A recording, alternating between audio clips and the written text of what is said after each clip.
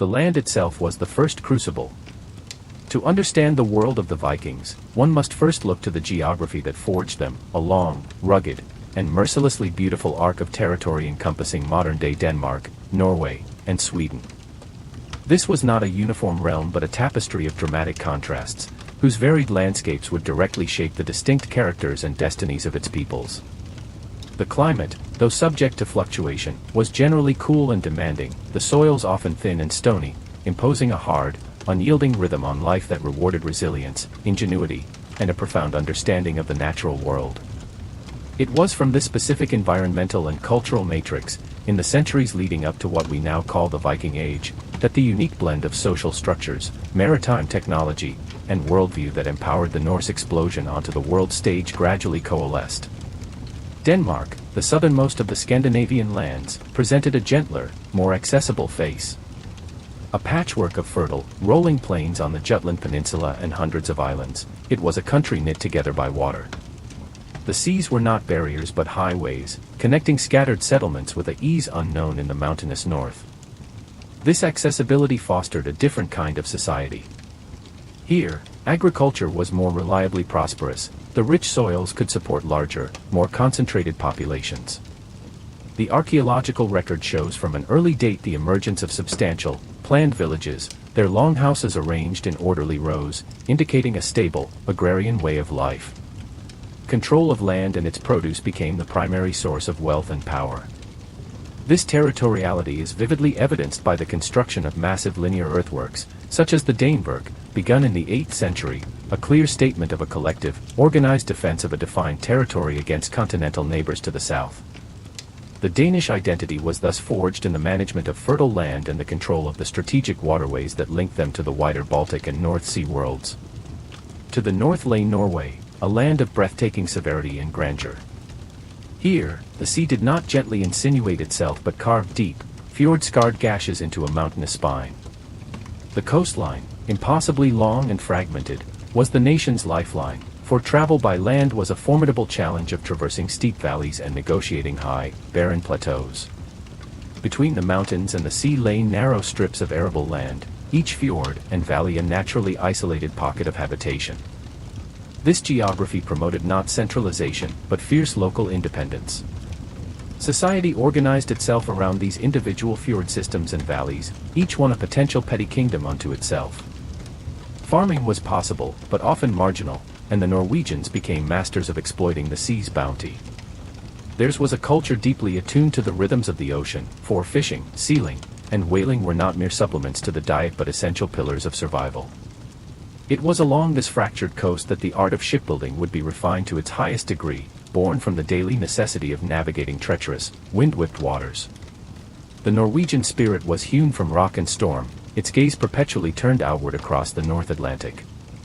Sweden, facing east across the Baltic, was dominated by vast, dense forests and, in its central heartlands around the Great Lakes Vänern and Vättern, more open, arable plains. In the south, the region of Scania was, like Denmark, fertile and densely populated. But the unique character of Sweden was shaped by its river systems, particularly those flowing from the interior into the Baltic. These rivers, and the lake systems they connected, formed a hydraulic network that pointed like an arrow into the world of the Finns, Balts, and Slavs. While the west-facing Danes and Norwegians would look across the North Sea to the British Isles and Francia, the Swedes developed a natural orientation towards the east. Their access to vast woodlands also provided a different economic foundation, for trapping and forest products became significant elements of trade. It was from the Swedish port towns, like Birka on Lake Mälaren, that merchants and adventurers would begin the long voyages down the Russian river routes, ultimately to the Black Sea and the wealth of the Byzantine Empire and the Abbasid Caliphate. The Swedish landscape, with its mix of forest, lake, and river, produced a society adept at inland navigation and long-distance trade with the very different cultures of the Eurasian steppe. The climate of Scandinavia in the centuries preceding the Viking Age was not static. The period from roughly the 8th to the 11th centuries is often referred to as the medieval warm period, a time of relatively milder temperatures across the North Atlantic. This climatic amelioration had profound consequences. Growing seasons lengthened marginally, allowing for more reliable harvests of barley and rye further north than had previously been possible. Pasture land improved, supporting larger herds of cattle, the primary measure of wealth in a pre-monetary society. This agricultural surplus, however modest, was a critical precondition for population growth. More people, particularly more young people with limited inheritance prospects in a system of primogeniture, created a demographic pressure that would seek outlet through migration and expansion. The warmer climate also had a direct impact on seafaring, as sea ice retreated and North Atlantic storm patterns may have become somewhat less ferocious, opening new sailing routes to the west. The societies that had developed across these diverse landscapes were, by the 8th century, complex and hierarchical. The basic unit was the clan, or kin group, a concept so fundamental that it permeated every aspect of life. An individual's identity, legal status, and security were inextricably bound to their family. Kinship dictated obligations of vengeance, known as the blood feud, which was not wanton violence but a legally and socially recognized method of justice and deterrence. It was the kin group's duty to seek compensation or retribution for harm done to one of its members. This created a society where personal honor was a collective responsibility, and social order was maintained through a delicate, often tense, balance of power between rival families. Loyalty to one's kin superseded all other allegiances, a cultural trait that would both strengthen and plague the Viking world, making unified kingdoms difficult to establish and maintain. At the head of this society stood the aristocracy, a class of men who styled themselves as kings, earls, or chieftains. Their power was not derived from bureaucratic office but from a combination of wealth, inherited status, personal charisma, and military prowess. They were, first and foremost, war leaders and patrons. A successful chieftain was one who could attract and retain a following of armed retainers, his heir or comitatus. These warriors, often young men from prominent families, swore oaths of loyalty to their lord, forming a symbiotic bond. In return for their service and fealty, the chieftain provided them with food, shelter, arms, and, most importantly, a share of the plunder from raids. This gift-giving was the glue that held the political structure together. The Great Hall, the central building of any chieftain's farm, was the physical manifestation of this relationship. It was here, in the firelit warmth, that the lord feasted with his men, distributed rings of silver and fine weapons, and listened to the recitations of skalds, the poets whose verses preserved the lineage of the ruler and the glorious deeds of his followers, thereby cementing their shared identity and purpose. Beneath this warrior elite was the backbone of Norse society, the free landholding farmers, the bondi. These were not peasants in a feudal sense, but independent men who owned their own land, owed no rent to a superior lord, and had the right to bear arms and participate in the local assembly, the Ing. It was this class that formed the rank and file of Viking expeditions. Their economic life was a mixed one, centered on the farmstead, which was a largely self-sufficient unit. They grew barley, rye, oats, and flax, raised cattle, sheep, goats, and pigs, and supplemented their diet with hunting, fishing, and gathering. The farm was a world unto itself, with workshops for smithing, woodworking, and textile production. The most important textile was wool, from which women, who managed the domestic sphere with considerable authority, spun and wove the cloth for sails and clothing. The production of a single sail for a large ship could represent the annual wool clip of an entire flock of sheep and many months of skilled labor, an immense investment that underscores the economic foundations of seafaring. At the bottom of the social ladder were the thralls, or slaves. Slavery was an integral and unquestioned part of the Norse economy. Thralls were typically captives taken in war or raids, and they had no legal rights. They performed the heaviest and most undesirable labor, from clearing land and cutting turf to grinding grain and tending to livestock. A large number of thralls was a clear sign of a chieftain's wealth and power. The existence of this enslaved class freed the freeborn men for seasonal campaigning, and the pursuit of new thralls was a primary motivation for raids, creating a vicious, self-perpetuating cycle of violence and human bondage. The spiritual world of these pre-Viking Scandinavians was as rugged and pragmatic as their daily lives. They worshipped a pantheon of gods, the Aesir and Vanir, who were not distant, moral paragons but powerful, fallible, and deeply engaged in a perpetual struggle against chaos. Odin, the one-eyed Allfather, was the god of poetry, war, and hidden knowledge, who had sacrificed his own eye for wisdom and hung for 9 nights on the world tree to learn the secrets of the runes. Thor, the red-bearded thunderer, was the popular favorite, a tireless defender of both gods and humans against the giants, wielding his mighty hammer, Mjolnir. Frey and his sister Freya, of the Vanir, were deities of fertility, prosperity, and peace. This was a religion without dogma or a centralized priesthood. Its practice was localized, focused on the rituals that ensured good harvests, victory in battle, and the favor of the gods. Blot, or sacrifices, were central to this practice. These could range from the simple offering of food or a prized possession thrown into a bog to the large-scale sacrifice of animals, and on rare, momentous occasions, even humans, to secure the goodwill of the divine. The universe was perceived as a fragile order, Midgard, the world of humans, encircled by the sea serpent Jormungandr and constantly threatened by the forces of chaos, the giants. The gods were powerful allies in this struggle, but even they were fated to fall in the final battle. The mastery of the sea was not a sudden inspiration but a slow, deliberate conquest, born from an intimate and perpetual negotiation with a demanding environment. For centuries, the peoples of Scandinavia had looked upon the water not as a barrier, but as their most viable thoroughfare. The development of the ship was the central project of their civilization, a technological saga that evolved in response to the unyielding necessities of geography, economy, and social ambition. It was a process that fused practical need with exquisite craftsmanship, transforming simple log boats into the most sophisticated vessels of the early medieval world, tools that would ultimately pry open the seas and chart courses to unknown horizons.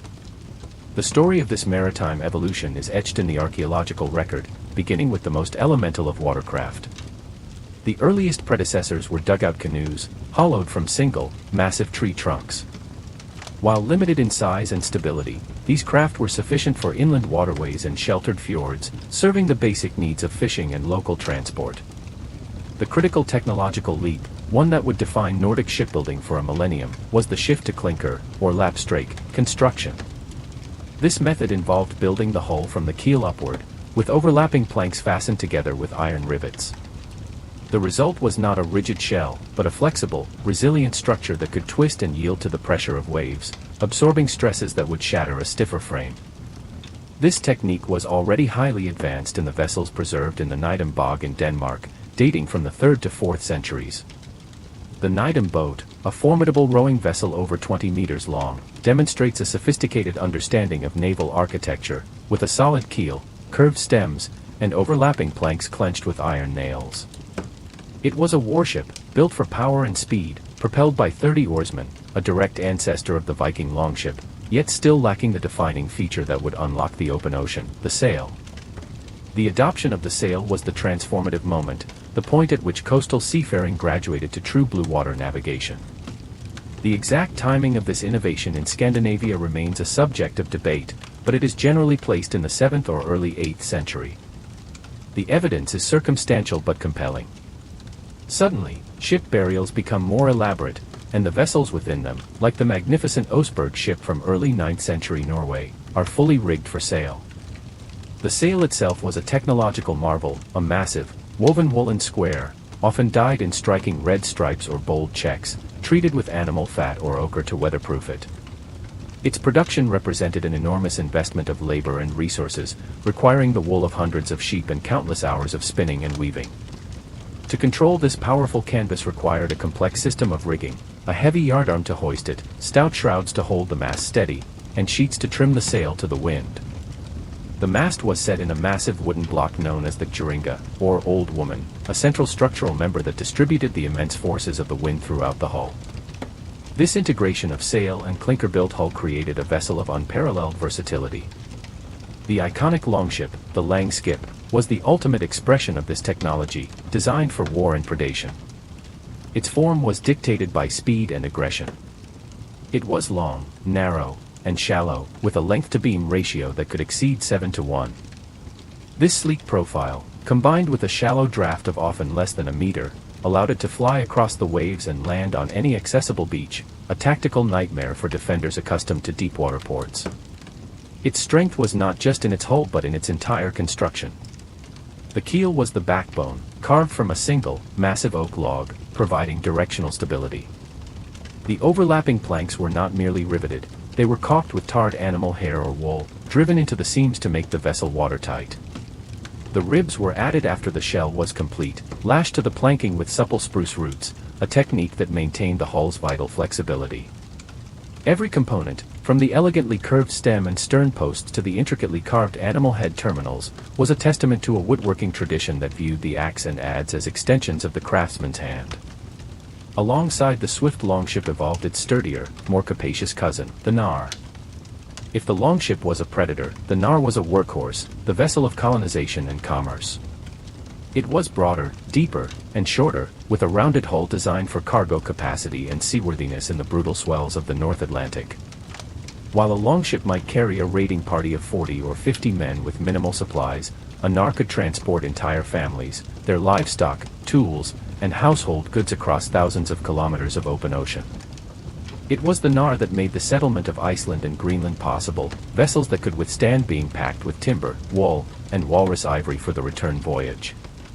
The Gokstad ship, a magnificent 9th century burial vessel from Norway, embodies a hybrid design, capable of serving as both a powerful warship and a respectable trader, illustrating the adaptability of the core shipbuilding principles to different purposes. This mastery of ship construction would have been useless without an equally sophisticated understanding of navigation. The Vikings were pilots, not celestial navigators in the later age of exploration sense. They sailed by a method known as latitude sailing, which involved following a known parallel of latitude until they made landfall. To do this, they relied on a deep, accumulated knowledge of the natural world. The sun was their primary guide. They understood its changing arc through the seasons, and on overcast days, they may have used a simple sun compass, a wooden disc with gnomon that cast a shadow to indicate direction, even if the sun itself was obscured by haze. The sunstone, a crystal of Iceland spar that polarizes light, is mentioned in the sagas and could theoretically have been used to locate the sun's position with remarkable accuracy through complete cloud cover, though direct archaeological evidence for its nautical use remains elusive. Beyond the sun, they were consummate readers of the sea itself. They memorized the migratory routes of whales and birds. The sight of certain species indicated proximity to land. The northern gannet, for instance, rarely ventures more than 50 kilometers from shore.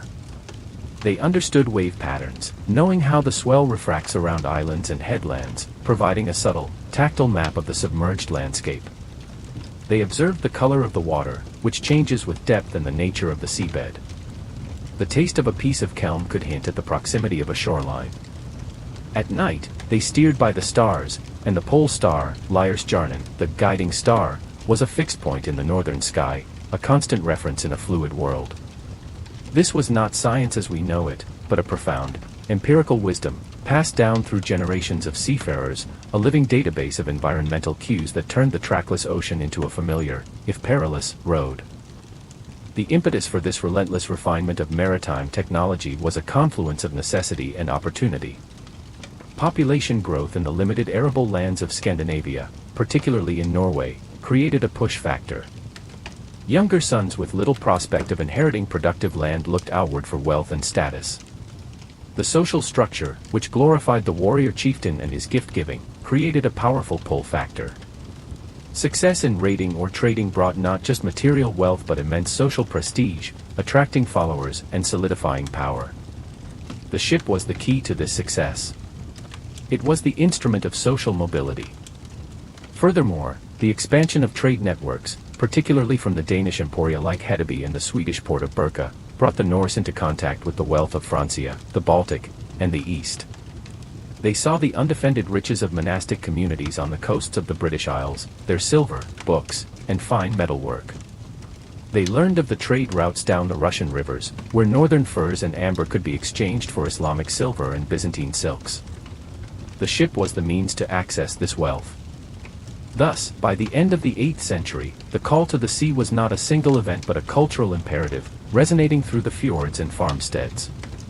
It was the sum of generations of shipwrights perfecting the curve of a hull, of pilots memorizing the flight of a seabird, of chieftains amassing the resources to commission a fleet.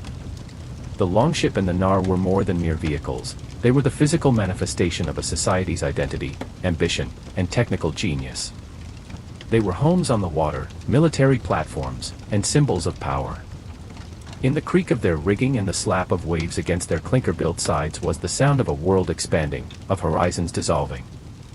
The seas, once a formidable moat around Europe, were now opening, becoming a highway for a people whose destiny was inextricably linked to the mastery of the waves, a mastery that would soon carry them from the frozen shores of the Arctic to the sun-drenched coasts of the Mediterranean, forever altering the course of history. The first tremor of the coming storm was recorded with stark brevity in the Anglo-Saxon Chronicle for the year 789. It noted that 3 ships of Northmen came to the coast of Wessex, and the king's reeve, believing them to be merchants, rowed to the port to bring them to the royal manor. He was killed on the spot. This minor, almost administrative entry, reveals the essential nature of the early Viking incursions, sudden, violent, and utterly unexpected. The reeve's fatal miscalculation underscores the complete lack of preparedness among the settled kingdoms of Europe for this new form of warfare, which arrived not with declared armies marching across land, but with dragon-proud shadows emerging from the sea mist. Just 4 years later, in 793, the shockwave reached its symbolic epicenter. The raid on the monastery of Lindisfarne, a holy island off the northeast coast of England, sent a shudder through the Christian world. Monks were killed, drowned, or taken away as captives, the church was despoiled of its wealth, and the sacred shrines were defiled. The renowned scholar Alcuin, writing from the court of Charlemagne, lamented, "Never before has such terror appeared in Britain as we have now suffered from a pagan race." The choice of Lindisfarne was not random. It was a soft, undefended target, repositories of immense wealth in the form of liturgical silver, jeweled book covers, and relics, all easily portable and readily convertible into prestige for a Scandinavian chieftain. These were not attacks on the military strength of a kingdom, but surgical strikes against its most vulnerable and richest points.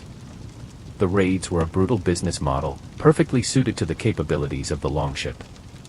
A chieftain could assemble a crew of several dozen warriors, cross the North Sea, strike a coastal target with devastating speed, and be back out to sea before any local defense force could be mustered. The tactics of these early raids were defined by mobility and surprise. The Viking fleet was their greatest strategic weapon. The shallow draft of their ships allowed them to sail far up rivers, bypassing traditional coastal defenses and striking deep into the heart of a region. They would establish temporary camps on easily defensible islands or riverbanks, using them as bases for further forays. The River Seine, the Loire, and the Shannon in Ireland became highways for these waterborne predators. Their approach was fluid. If a target was too well defended, they would simply move on to the next, their ships granting them an operational flexibility that land-bound armies could not match. When faced with resistance, they might resort to psychological warfare, using terror as a tool. The infamous Blood Eagle, a ritualized execution method described in later sagas, whether literal or symbolic, speaks to a culture that understood the power of instilling dread in its enemies. The individual Viking warrior was equipped for close-quarters combat, a brutal and personal affair. His primary weapon was the spear, a versatile and relatively inexpensive tool for thrusting and throwing. The iconic weapon, however, was the axe, particularly the broadaxe, a fearsome instrument with a long, curved cutting edge capable of shearing through shield and mail alike. Swords were the prestige weapons, often pattern-welded from twisted rods of iron and steel, creating a blade of both strength and flexibility, marked with a distinctive swirling pattern. These were expensive heirlooms, given names and passed down through generations.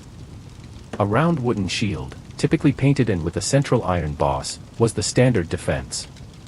Body armor was rare and indicated a warrior of considerable means. A mail shirt, or brinja, was an immense luxury, requiring thousands of riveted iron rings and countless hours of labor. The common warrior fought in his everyday tunic and trousers, relying on his shield and his skill for protection. The helmet was a simple, conical design, usually of iron or leather. The romantic image of the horned helmet is a later, fictional invention with no basis in the archaeological record. Combat was a shoving, hacking, and stabbing melee where individual strength, skill, and the cohesion of the shield wall, or skjoldborg, were paramount. As the 9th century progressed, the nature of Viking engagements evolved from hit-and-run raids to larger-scale campaigns and outright invasion. The great heathen army that landed in East Anglia in 865 was no mere raiding party. It was a consolidated force, numbering in the low thousands, comprising warriors from across Scandinavia, and it had come not just for plunder, but for land. For over a decade, this army campaigned across the kingdoms of Northumbria, Mercia, and East Anglia, exploiting internal divisions, wintering in fortified camps, and systematically dismantling the political structures of Anglo-Saxon England. They fought set-piece battles, laid sieges to fortified towns like Nottingham and York, and used horses captured from the countryside to increase their strategic mobility, becoming a hybrid force of sailors and cavalry. This shift from seasonal plunder to year-round occupation marked a critical turning point, demonstrating a capacity for sustained, coordinated warfare that the fragmented states of Britain struggled to counter. A similar pattern unfolded on the continent. What began as raids on the Frisian coast and up the Seine evolved into a protracted siege of Paris from 885 to 886. The Vikings demonstrated sophisticated siegecraft, building earthworks, using battering rams, and attempting to set fire to the fortified bridges. Though they were ultimately bought off with a massive payment of silver, the Dane Geld, their ability to maintain a large force in the field for over a year showed a level of logistical organization and strategic patience far beyond simple piracy. These payments, while offering temporary respite, often had the perverse effect of financing further Viking activity, creating a vicious cycle of extortion. The reality of this warfare, for the victims, was one of unremitting terror and devastation. Chroniclers wrote of churches burned, towns reduced to ashes, and populations slaughtered or led away into slavery. The slave trade was a central, grimly economic aspect of Viking warfare. Captives from Britain, Ireland, and Francia were a highly valuable commodity, transported back to Scandinavian markets like Hedeby or onward to the Islamic world via the Russian river routes. For the Vikings themselves, the reality was a calculated gamble. A successful raid could elevate a man from obscurity to wealth and renown. He would return home with arm rings of silver, fine weapons, and captives, his status transformed. But the risks were equally stark. A Viking cemetery on the Isle of Man holds the remains of a warrior buried with his sword. Analysis of his bones reveals a deep, heeled axe wound to his leg and a final, fatal blow that cleaved his skull. This was the other side of the coin, death far from home, in a muddy field or on a foreign beach, for a share of plunder that might never be won. The legacy of this era of raids and warfare is therefore complex. It was a period of immense suffering and cultural disruption for the peoples of Western Europe, one that left a deep scar in the historical memory of nations like England and France. Yet, it also forced those kingdoms to evolve. The failure of centralized authority to protect local communities led to the rise of more localized, fortified power structures. In England, Alfred the Great's response was to build a network of fortified towns, or baths, and to reorganize the FYRD, the national militia, creating a system that could respond more rapidly to the Viking threat. The constant pressure ultimately forged a stronger, more unified English kingdom. The Vikings, who began as destroyers, inadvertently became a catalyst for state building, their relentless pressure on the old order helping to hammer the contours of the medieval world into a new, more resilient shape, a process that would continue as their ambitions shifted from simple plunder to the establishment of permanent settlements and new political entities on foreign soil. The dragon-proud ships that first brought fire and terror to the coasts of Europe carried within them the seeds of a far more complex and enduring legacy. While the chronicles fixated on the violence, a parallel and ultimately more transformative process was unfolding. The same vessels that delivered raiders could, with a different cargo and intent, serve as bridges for commerce and vectors for colonization. The Vikings were not a monolithic force of destruction, they were pragmatic opportunists, and their story is one of rapid adaptation.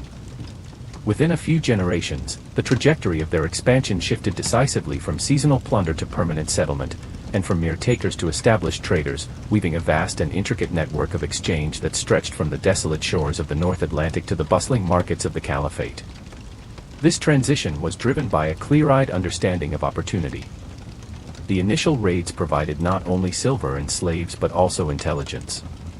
The Vikings learned the political landscapes of the regions they targeted, identifying areas of weakness, internal division, and, crucially, economic potential.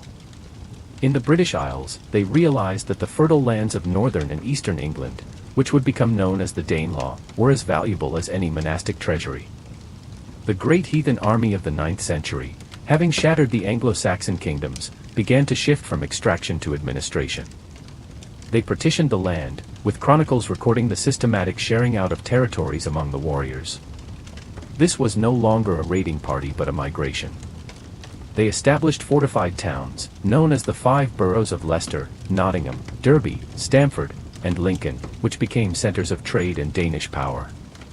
Here, they did not merely impose a foreign rule, they settled, farmed, and intermarried, their language and legal customs blending with those of the native population. The Danelaw became a distinct cultural region within England, its boundaries recognized by treaty, a testament to the Vikings' capacity for state building. A similar, though even more profound, demographic shift occurred in the North Atlantic. Driven by a combination of population pressure, political unrest in a unifying Norway, and the sheer spirit of exploration, Norse settlers set their sights on previously uninhabited or sparsely populated lands. Iceland became the most significant of these colonies. Discovered by explorers like Nadid and Ingolfr Arnarson in the late 9th century, it offered vast tracts of free land. The settlement of Iceland was a planned and rapid migration, largely completed within a few decades. Farmers, chieftains, and their households crossed the treacherous ocean in their nars, carrying everything needed to establish a new society: livestock, tools, seeds, and the foundational elements of their culture. They established a unique commonwealth, governed by the Alþingi, one of the world's oldest parliamentary assemblies. From Iceland, the push continued westward, led by the tempestuous figure of Eric the Red, who, after being outlawed from Iceland, explored and enticingly named Greenland, founding its eastern and western settlements around 985. These were staggering feats of seamanship and endurance, communities clinging to life on the very edge of the habitable world. And from Greenland, the final, fleeting step was taken to the coast of North America, to a place they called Vinland, as recorded in the sagas and confirmed by the archaeological site of Lance Aux Meadows in Newfoundland. This was the absolute zenith of their westward expansion, a bridgehead to a new continent that, while not permanently held, stands as an enduring monument to their unparalleled navigational courage. In the east, the Swedish Vikings, the Russ, pursued a different model altogether. Their expansion was primarily commercial, following the great river systems of what is now Russia and Ukraine. Sailing from Baltic emporia like Burka, they navigated the Fokov, Dnieper, and Volga rivers, a journey fraught with perils from hostile tribes and dangerous portages. Their goal was to reach the fabulously wealthy markets of the Byzantine Empire and the Abbasid Caliphate. They carried northern products, furs from squirrel, fox, and sable, amber from the Baltic coast, walrus ivory from the Arctic, and slaves captured in warfare or through tribute from Slavic tribes. In exchange, they returned with the primary measure of wealth in the Norse world, silver. Vast hordes of Islamic dirhams, often cut into pieces for hack silver, have been found across Scandinavia and the Baltic, tracing the routes of this eastern trade. Along these river roads, they established trading posts that evolved into powerful city-states, most notably Novgorod and Kiev. Here, the Rus ruling class gradually assimilated with the local Slavic population, adopting their language and customs, and laying the foundations for the first Russian states. Their relationship with Byzantium was a complex dance of trade and conflict.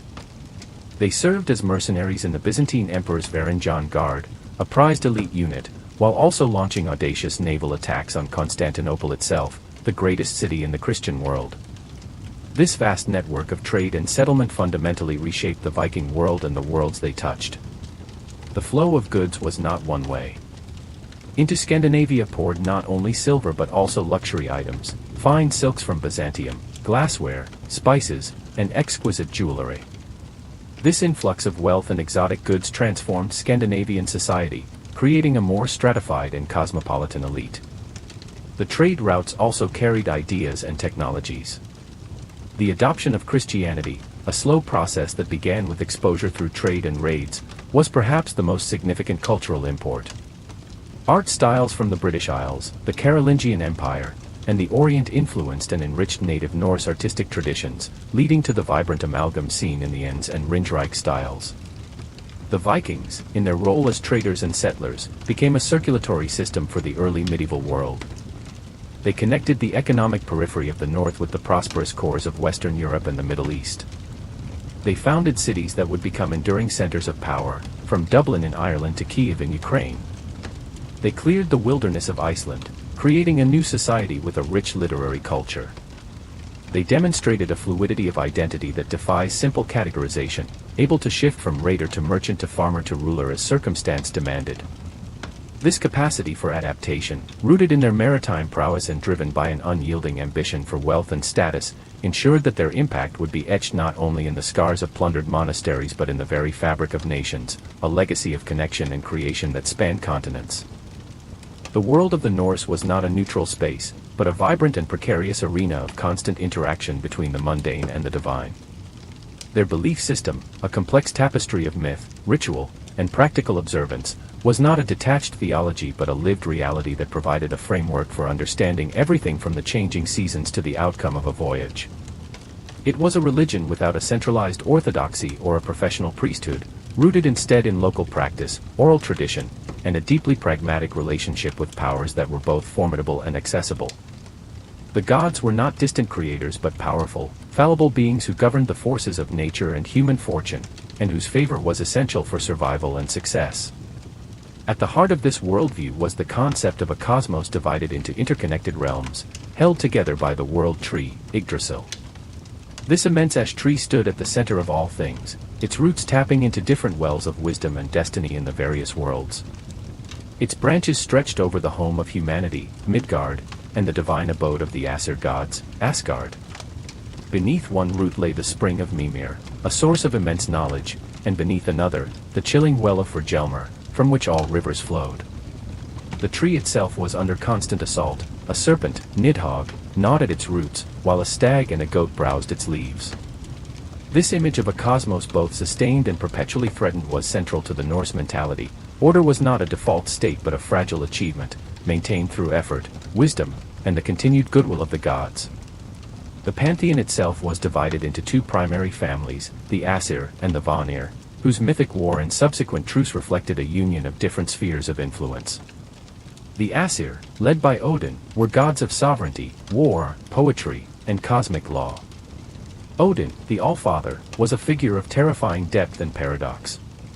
He was the god of the hanged, the patron of poets, and the seeker of hidden knowledge, who had sacrificed his own eye for a drink from Mimir's well and hung for 9 nights on Yggdrasil to win the secrets of the runes. He ruled from his hall, Valhalla, where his chosen warriors, the Einherjar, were brought by his Valkyrie handmaidens to feast and prepare for the final battle. His son, Thor, the red-bearded thunderer, was a far more straightforward and popular deity. Wielding his mighty hammer, Mjolnir, he was the indefatigable defender of both gods and humans against the chaotic giants, the Jotnar. Thor was the god of the common freeman, the protector of the farmstead and the community, whose thunderous chariot rides across the sky brought life-giving rain and cleansing storms. Alongside them stood the Vanir, deities associated with fertility, prosperity, and the natural world.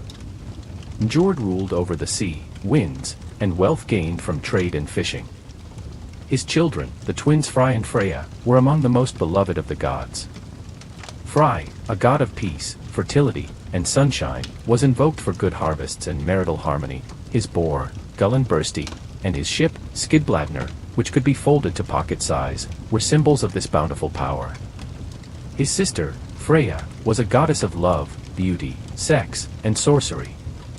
She also took a share of the slain, riding to the battlefield in her cat-drawn chariot, and was a master of Seidr, a form of magic involving prophecy and the manipulation of fate, a practice that, while powerful, carried a certain social stigma when performed by men. This mythology was not merely a collection of stories but a narrative that explained the structure of reality and humanity's place within it. The gods were not omnipotent, they were locked in a perpetual struggle with the forces of chaos, represented by the giants and the monstrous progeny of Loki, the trickster figure bound within their ranks. Loki was a catalyst, a source of both ingenious solutions and catastrophic problems, whose actions would ultimately lead to the death of the beloved god Baldur and set in motion the events of Ragnarok. This prophesied twilight of the gods was not a feared apocalypse in a Christian sense, but an inevitable, tragic culmination. The world would end in a great battle where gods and monsters would destroy each other, the earth would be consumed by fire and sink beneath the waves, only to rise again, green and fertile, repopulated by a new generation of gods and 2 human survivors. This cosmic cycle of death and rebirth instilled a worldview that valued courage, loyalty, and the relentless pursuit of fame, for it was the only form of immortality available in a universe destined for destruction. Religious practice was therefore intensely practical, focused on maintaining a beneficial relationship with these powers. The primary ritual was the blot, a sacrificial feast. These could be regular, seasonal events or special occasions called for by a chieftain or a householder. The blot involved the consecration and slaughter of an animal, typically a horse, a pig, or a bull. Its blood, considered sacred, was sprinkled on the participants and on the altars and walls of the temple or hof. The meat was then boiled and consumed in a communal feast, with toasts drunk to Odin for victory, to Njord and Frey for peace and a good harvest, and to the memory of ancestors. The gods were thus seen as honored guests at the feast, partaking in the meal and, in return, granting their favor.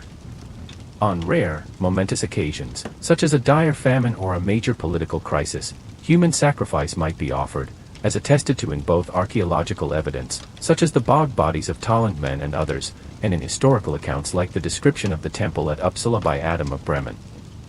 These rituals were not performed in churches but at designated sacred sites, a grove, a waterfall, a prominent rock, or a simple wooden temple. The hof was not a public place of weekly worship but a building owned by a local chieftain, used for these major communal gatherings. Within the home, belief was woven into the fabric of daily life. The woman of the house was the custodian of domestic cult practices, making small offerings to the Dazur, female guardian spirits of the family, and to the landvetter, the spirits of the land. These local spirits were vital, they influenced the fertility of the fields and the well-being of the livestock, and it was considered perilous to offend them. Before the construction of a new farm in Iceland, the high seats, which held the carved pillars of the gods, were thrown into the sea, and the settlement was established where they washed ashore, a clear sign of seeking the approval of the local spirits for the intrusion. This entire system of belief began to transform with increasing contact with Christian Europe. Initially, the Norse viewed Christianity as simply another way to wield power, and many early converts practiced a syncretic form of faith. The cross could be seen as analogous to Thor's hammer, Mjolnir, both being powerful protective symbols. However, the political and social advantages of conversion became increasingly apparent. Christian kings offered alliances and trade privileges. The church provided a model of centralized authority and literacy that appealed to emerging monarchs in Scandinavia seeking to consolidate their power over independent-minded chieftains. The process of conversion was thus slow, uneven, and often driven from the top down. It was a transition not just of faith, but of worldview, from a universe of many powers and a cyclical fate to one of a single, omnipotent God and a linear path to salvation. Yet, the old ways did not vanish overnight. The stories of the gods lived on in the poetry of the skalds, the echoes of their rituals and place names and folk customs, and their underlying values of courage, fate, and honor persisted, woven into the cultural DNA of the North, a deep, enduring stratum beneath the new faith that would eventually cover the land. The world of the Vikings was not solely defined by the flash of steel on a foreign shore or the grand mythological dramas of the gods. Its true foundation lay in the quiet, relentless rhythms of daily life in the Scandinavian homelands, a world structured by a rigid social hierarchy, governed by complex laws, and sustained by the skilled labor of its people. This society was a delicate and often tense balance between the fierce independence of the individual freeholder and the binding obligations of kinship and community. To understand the Viking Age is to look beyond the longship and into the longhouse, to examine the roles of the farmer, the housewife, and the slave, for it was here, in the management of land, honor, and domestic order, that the strength for overseas expansion was truly forged. At the apex of this structure stood the aristocracy, the men who held the titles of king, earl, or chieftain. Their power was not absolute in a modern bureaucratic sense, but rather personal and charismatic, rooted in wealth, lineage, and martial prestige. A chieftain's primary function was that of a patron and a war leader. His status was manifested and maintained in the Great Hall, the architectural heart of his power. This long, robust building, with its central hearth and rows of benches, was more than a residence, it was the political, social, and ritual center of his domain. Here, he feasted with his followers, his hermen or housecarls, who were bound to him by oaths of loyalty. In return for their armed service and counsel, he provided them with food, shelter, arms, and, most critically, a share of the spoils from raids or successful campaigns. The distribution of this wealth, be it in the form of arm rings, fine weapons, or silver, was not mere generosity but the essential mechanism of power. It cemented the loyalty of his retinue and demonstrated his capacity as a generous lord, a quality essential for attracting and retaining able men. His role also extended to the spiritual well-being of the community. He was expected to oversee the major public sacrifices, the blot, to ensure the gods continued to favor his people with good harvests and victory. The vast majority of the population, and the true backbone of Norse society, were the free landholding farmers, the bondi, plural bender. This class was the defining feature of the Viking Age social landscape, setting it apart from the feudal structures developing in continental Europe. The bondi was an independent man, master of his own land, or odel. He owed no rent or service to a superior lord. His obligations were to his kin and his local community. He had the right to speak and vote at the local assembly, the ing, the right to bear arms, and the responsibility to defend his family and property. His world revolved around the farmstead, which was a largely self-sufficient economic unit. The scale of these farms varied dramatically, from the modest holdings of a single family to vast, sprawling estates owned by powerful chieftains who employed tenants and thralls to work the land. The economic life of the farm was a continuous cycle of mixed agriculture. They grew hardy grains like barley, rye, and oats, and cultivated vegetables such as cabbages, onions, peas, and beans. Flax was grown for linen, and its seeds for linseed oil. Animal husbandry was, however, the true measure of wealth. Cattle were the most prized, providing milk, cheese, meat, leather, and horn. Their numbers were the primary indicator of a family's prosperity.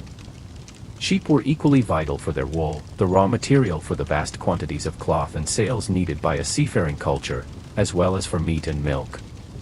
Goats, pigs, and chickens completed the domestic menagerie. Horses, while used for riding and as pack animals, were smaller than modern breeds and were also a source of meat. The rhythm of the year was dictated by the needs of these animals. Summer was for grazing in the high mountain pastures, or seder, and for haymaking to secure winter fodder, while the autumn was for slaughtering animals that could not be overwintered. This seasonal cycle was the immutable heartbeat of Norse life, and its success was precarious, dependent on the vagaries of weather, disease, and the favor of the gods and land spirits. The labor required to sustain this existence was divided along clear, though not absolutely rigid, gender lines. The man's domain was the outside world, farming, hunting, fishing, and smithing. He was responsible for the heavy work of clearing land, plowing, building, and maintaining structures, and constructing the tools and ships that were the engines of their society. The woman's sphere was the domestic world, but its scope was vast and her authority within it was considerable. She was the husfrija, the mistress of the house, and her responsibilities were critical to the family's survival and status. She managed the food stores, dairy production, cooking, and brewing. The production of textiles was an immense undertaking that fell entirely to her and her servants, from shearing sheep and carding wool, to spinning it into thread on a drop spindle, and then weaving it into cloth on a heavy upright loom. The creation of a single sail for a Viking ship, which could require the wool of 200 sheep and a year of labor, stands as a testament to the scale of this domestic industry. Women also held the keys to the family's chests and strongboxes, literally and figuratively controlling the household's wealth and possessions. In the absence of her husband, whether on a voyage, at the inn, or in death, she was expected to manage the farm and all its affairs with full authority. Archaeological finds of buried women often include weighing scales and keys, symbolizing their central role in trade and domestic management. At the bottom of this social structure, providing the muscle that freed the freeborn for other pursuits, were the thralls, or slaves. Slavery was an integral, unquestioned part of the Norse economy and social order. Thralls were property, with no legal rights or personal autonomy. They were typically captives taken in raids abroad or, less commonly, individuals born into slavery. They performed the most arduous and undesirable tasks, the heavy labor of clearing new land, cutting turf for building, digging ditches, grinding grain with hand querns, and tending to the livestock under the direction of the bondi or his wife. Their living conditions were poor, and their lives were entirely at the discretion of their owner, who could buy, sell, or even kill them without legal repercussion. A large number of thralls was a clear sign of a chieftain's power and wealth, a workforce that enabled the large-scale agricultural production that supported a warrior retinue. The existence of this enslaved class was a fundamental driver of the Viking expansion. The pursuit of new thralls was a primary motivation for raids, creating a self-perpetuating cycle of violence and human bondage. The cohesion of this hierarchical society, with its potential for conflict between powerful chieftains and fiercely independent farmers, was maintained by a sophisticated and deeply ingrained legal system. The core unit of legal identity was not the individual, but the king group. It was the family's duty to seek compensation or vengeance for harm done to one of its members. This system of blood feud was not lawless anarchy but a regulated mechanism for justice. A killing would create a debt that had to be settled, either through the payment of a war guild, a legally defined monetary compensation based on the victim's social status, or through retaliatory violence. This placed a heavy emphasis on mediation and the formal resolution of disputes to prevent cycles of violence from tearing the community apart. The forum for this legal process was the Ing, the regional assembly. All free men, all bönder, had the right to attend and speak at the Ing. It was here that disputes were adjudicated, laws were proclaimed, and political decisions were made. The proceedings were presided over by the most respected men of the community, the law speaker, who did not create law but was required to memorize and recite it verbatim, and a panel of judges who would hear cases and render verdicts. The power of the Ing did not lie in executive authority to enforce its rulings, but in the collective will of the community. An individual who defied a verdict of the Ing could be declared an outlaw, ningr. This was the most severe punishment imaginable. An outlaw was placed outside the protection of the law, his property was forfeit, and he could be killed by anyone with impunity. He was a wolf, a man without a community, and his sentence was often a death warrant. The most famous of these assemblies was the Alþingi of Iceland, established around 930 at Ingvellir, the Assembly Plains. This was a national gathering, a momentous political innovation that created a central legal authority for the island's scattered settlements without establishing a king. For 2 weeks each summer, chieftains and farmers from across Iceland would gather at this dramatic geological rift valley.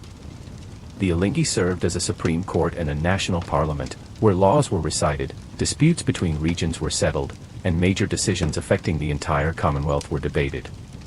It was a powerful symbol of a society governed by law and collective agreement, a remarkable experiment in governance born from the independent spirit of the Norse settlers. Daily life within this social and legal framework was one of hard, skilled labor. The central hub of existence was the longhouse. These structures, which could be over 30 meters in length, were built from timber, with walls of wattle and daub or turf laid over a wooden frame. The roof was supported by 2 rows of interior posts and was typically covered in turf, providing excellent insulation. The interior was a single, open hall, dimly lit by the central hearth, which provided heat, light, and a place for cooking. Smoke would slowly seep out through a hole in the roof. Along the walls were raised earthen or wooden benches, used for sitting, working, and sleeping. At night, curtains or wooden partitions might provide a modicum of privacy for the heads of the household, while the rest of the family, retainers, and thralls slept in the main hall. The air would have been thick with the smells of wood smoke, cooking food, animals housed in a byre at one end of the hall in winter, and unwashed bodies. Craftsmanship was not a specialized trade for many but an essential skill set for every household. Woodworking was the most advanced and vital craft. Using axes, adzes, knives, and augers, Norse craftsmen produced everything from the vast, clinker-built planks of their ships to the intricate carvings on a wagon or a bedpost. Smithing was another crucial skill. The ability to work iron was a form of power, necessary for producing the nails that held ships together, the tools for farming, and the weapons for defense and raiding. Bloomeries, small clay furnaces, were used to smelt local bog iron into workable metal, a laborious and fuel-intensive process. Beyond these essentials, a thriving trade in luxury goods existed.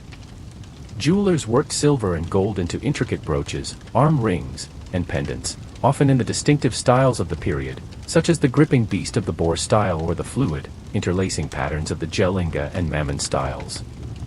These items served not only as adornment but as a portable form of wealth and a clear display of status. This, then, was the world that produced the Viking warrior. It was a society that valued self-reliance, honored legal tradition, and demanded hard, constant labor from every member.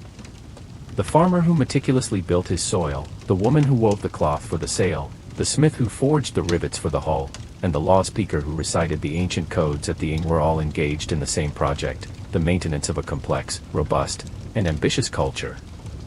The energy that erupted in the Viking Age was not born from a void, but from this deeply rooted, highly organized, and intensely local world. The strength to cross oceans and challenge kingdoms was cultivated in the demanding solitude of the northern farmstead, tempered in the communal debates of the assembly, and passed down through generations in the skills of the hand and the wisdom of the law. It was a society that, for all its divisions and contradictions, possessed a formidable internal cohesion, a cohesion that would enable its people to project their influence across the known world, leaving an indelible mark not only through conquest, but through the enduring structures of settlement and law. The transition from seasonal raiders to established rulers and founders of powerful political entities represents one of the most significant and complex chapters of the Viking Age. It was a process that unfolded not through a single, coordinated strategy, but through a multitude of local adaptations, where Norse warbands, having exploited the vulnerabilities of more centralized states, gradually evolved into governing elites. This transformation from predatory outsiders to entrenched insiders, which occurred from the shores of Ireland to the steppes of Russia, fundamentally altered the political and cultural map of Europe.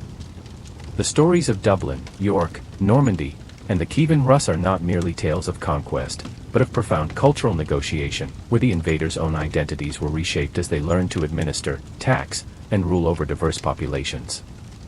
The establishment of Viking power in Ireland provides a clear model of this evolution. Initial raids on rich monastic sites like Rathlin Island and St. Patrick's Island in the 790s were followed by the construction of more permanent bases. These were not yet towns, but long forts, fortified ship enclaves on riverbanks, where the Vikings could overwinter, repair their ships, and store plunder. The location of these bases was strategically chosen for their naval accessibility and their potential to control trade along Ireland's extensive river systems. Over time, particularly from the mid-9th century onward, these long forts began to morph into true urban trading centers. The most successful of these was Dublin, founded at the confluence of the River Liffey and one of its tributaries, the Poddle, which formed a dark pool, or Dublin, from which the city takes its name. Under the rule of powerful dynasties like the Uí Dublin became a major hub in a sprawling North Atlantic economic network. It exported Irish slaves, hides, and cloth, and imported luxury goods, silver, and wine. The Hiberno-Norse of Dublin minted their own coins, a definitive act of sovereign authority, and their kings became key players in the complex and internecine politics of Ireland's native kingdoms, alternately forming alliances with and fighting against Irish high kings. They remained a distinct, Norse-speaking elite for centuries, their identity preserved in their urban enclaves, yet they were inevitably influenced by their Gaelic surroundings, adopting elements of Irish art, such as the distinctive interlace patterns seen in the decoration of the High Cross of Kells, and eventually, through intermarriage and political necessity, becoming enmeshed in the very fabric of Irish history. A parallel, yet distinct, process unfolded in England, centered on the Kingdom of Jorvik, the Viking name for York. The capture of this ancient Roman fortress and Anglo-Saxon ecclesiastical center by the Great Heathen Army in 866 was a strategic masterstroke. York was a nodal point of road and river transport, the de facto capital of the powerful Kingdom of Northumbria. Unlike in Ireland, where the Norse established new towns, in England they seized and repurposed an existing center of power. The Viking kings of York, most notably from the same Uí dynasty that ruled Dublin, did not simply loot the city, they revitalized it. Archaeological excavations in the Coppergate area of York have revealed a dramatic transformation in the city's economy and material culture in the late 9th and 10th centuries. The Vikings established a thriving industrial and commercial quarter, with workshops dedicated to wood turning, metalworking, amber carving, and textile production on an almost industrial scale. The city became a central node for international trade, with finds of silk from Byzantium, amber from the Baltic, and cowrie shells from the Red Sea testifying to its far-reaching connections. The area of Scandinavian settlement and control, known as the Danelaw, encompassed much of northern and eastern England. Here, the cultural blending was profound and left a lasting legacy on the English language and legal system. Thousands of Old Norse words entered the English vernacular, often involving everyday, fundamental concepts: sky, skin, leg, window, egg, knife, and the pronouns they, them, and their. Place names across the Danelaw bear the indelible stamp of Norse settlement, ending in by, farm or town, as in Grimsby, Thorpe, outlying farm, as in Scunthorpe, and Thwaite, clearing, as in Braithwaite. The legal traditions of the Danelaw, recorded in later documents, show distinct differences from those of Wessex, often reflecting a more Scandinavian emphasis on local assemblies and compensation. The rulers of York, however, were perpetually caught between the expanding power of the resurgent Saxon kingdom of Wessex to the south and the ambitions of their Norse cousins from Dublin and Norway. Their kingdom was a fragile construct, and its eventual absorption into a unified England did not erase the deep Scandinavian imprint on the culture, economy, and bloodlines of the North. On the European continent, the most famous and consequential Viking settlement led to the creation of Normandy. For decades, Viking fleets, predominantly of Danish origin, had ravaged the Carolingian Empire, sailing up the Seine, Loire, and other rivers to plunder deep into the Frankish heartland.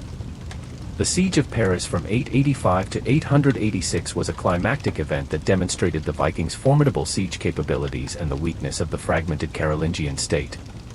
The strategy of paying them Danegeld to leave provided only temporary respite. A more permanent solution was found in 911, when the Frankish king Charles the Simple, in a classic feudal gambit, struck a treaty with the Viking leader Rollo at St. Clair-sur-Epte.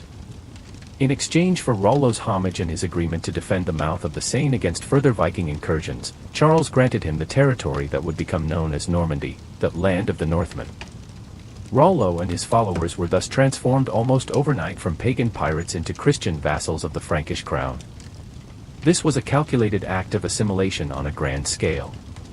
The Norse settlers, who were always a minority among a much larger Gallo-Roman population, adopted the Frankish language, converting their Old Norse into a distinct form of French within a few generations. They embraced Christianity with a fervor that soon saw them building abbeys and becoming patrons of the church. They adopted the Frankish system of cavalry-based warfare and the complex structures of feudal obligation. Yet, they also infused this new identity with a distinct Norse energy and organizational skill. They created one of the most powerful, centralized, and aggressive feudal states in Europe. The Norman aptitude for administration, their relentless territorial ambition, and their skill in combining cavalry tactics with Viking-style amphibious operations would be demonstrated spectacularly in the following centuries, most famously in their conquest of England in 1066 and their creation of a kingdom in southern Italy and Sicily. The Normans were, in essence, Vikings who had donned the cloak of Frankish civilization, but had lost none of their ancestral drive. In the East, the process was different again, leading to the foundations of what would become Russia. Here, the primary actors were the Swedes, known to the Slavic and Finnic peoples as the Rus. Their expansion was not initially aimed at conquest for settlement, but at controlling the immensely profitable trade routes linking the Baltic with the Black and Caspian Seas. From emporia like Burka and later Gotland, they sailed east, navigating the Fokov, Dnieper, Volga, and Don rivers. This was a treacherous journey, involving dangerous portages between river systems and negotiations with, or subjugation of, the Slavic and Turkic tribes along the way.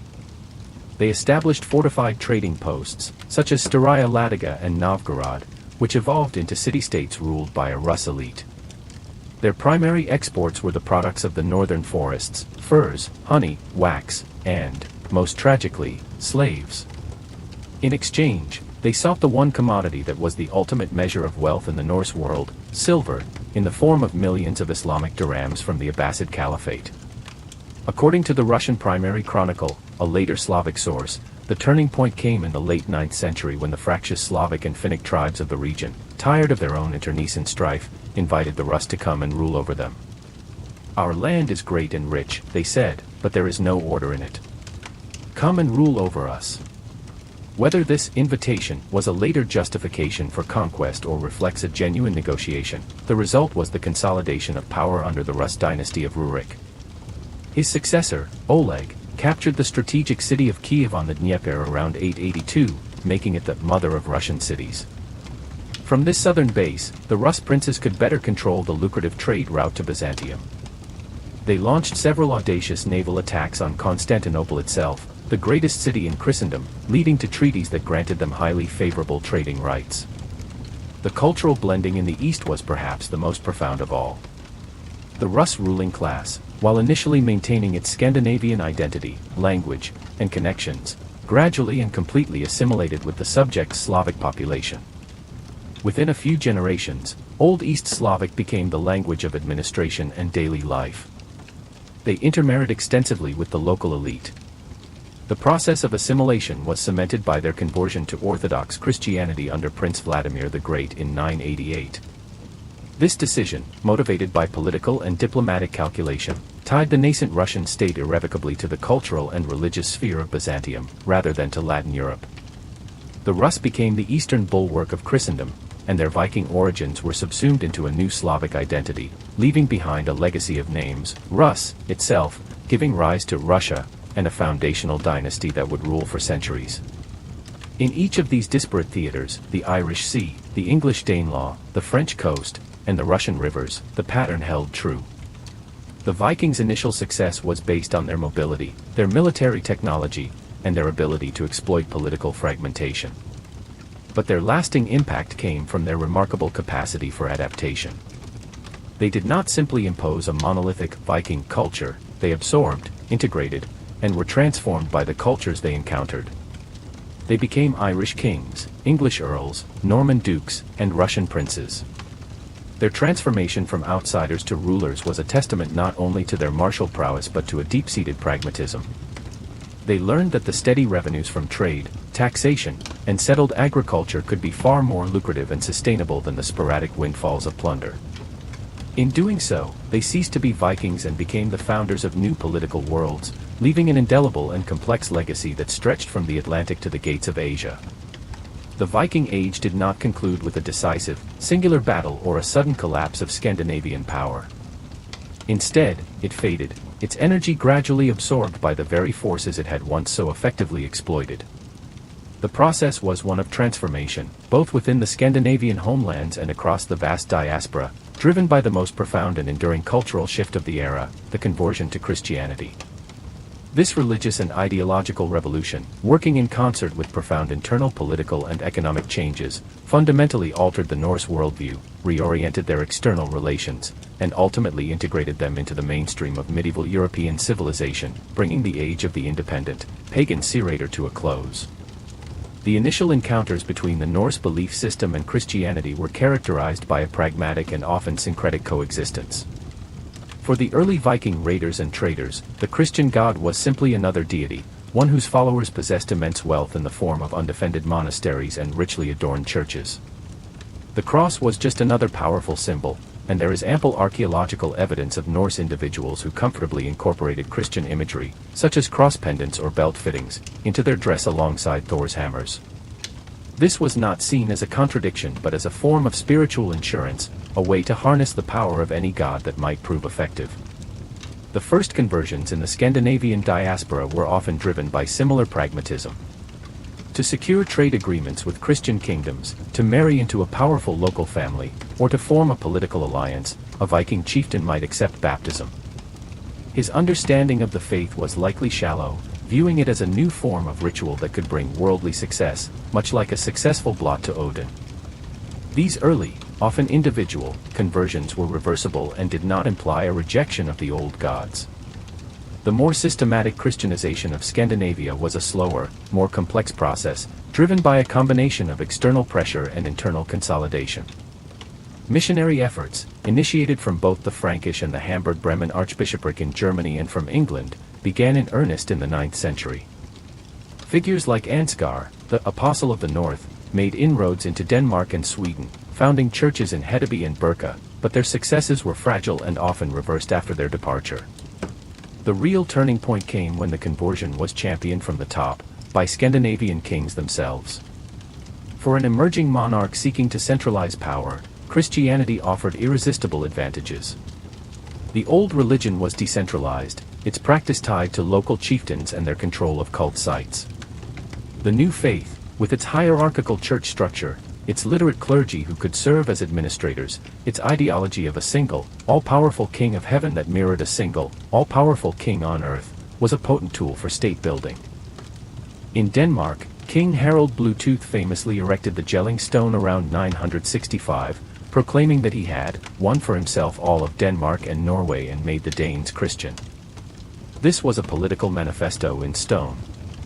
By aligning himself with the divine, Harald legitimized his rule over previously independent chieftains. The church provided the administrative backbone for a nascent kingdom, creating dioceses and collecting tithes. In Norway, the process was more violent and protracted. Kings like Olaf Tryggvason and Olaf Haraldsson used brutal force, destroying pagan temples and torturing or executing recalcitrant chieftains to impose the new faith, earning the latter sainthood and cementing Christianity as the foundation of the Norwegian monarchy.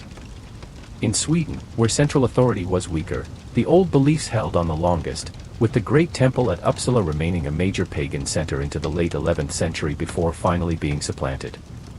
The conversion was as much a social and intellectual revolution as a religious one. It entailed a radical reordering of the cosmos. The Norse worldview of a fragile, multi-layered reality perpetually threatened by chaos was replaced by a universe governed by a single, omnipotent deity. The cyclical time of Ragnarok, where even the gods were doomed, gave way to a linear history moving from creation to final judgment. This new perspective discouraged the fatalistic pursuit of worldly fame at any cost and promoted values like humility, peace, and forgiveness, at least in theory, which were incompatible with the culture of the blood feud and the glorification of the warrior. The Church's teachings also disrupted traditional social structures. The emphasis on monogamous marriage and the condemnation of infanticide, a practiced form of population control, had demographic consequences. The Church's growing influence in law and daily life began to curtail the absolute authority of the male head of household, offering women, in particular, a new sphere of influence within religious orders and a different moral framework. Concurrently, the internal economic and political landscape of Scandinavia was transforming in ways that made the old raiding economy less tenable and less attractive.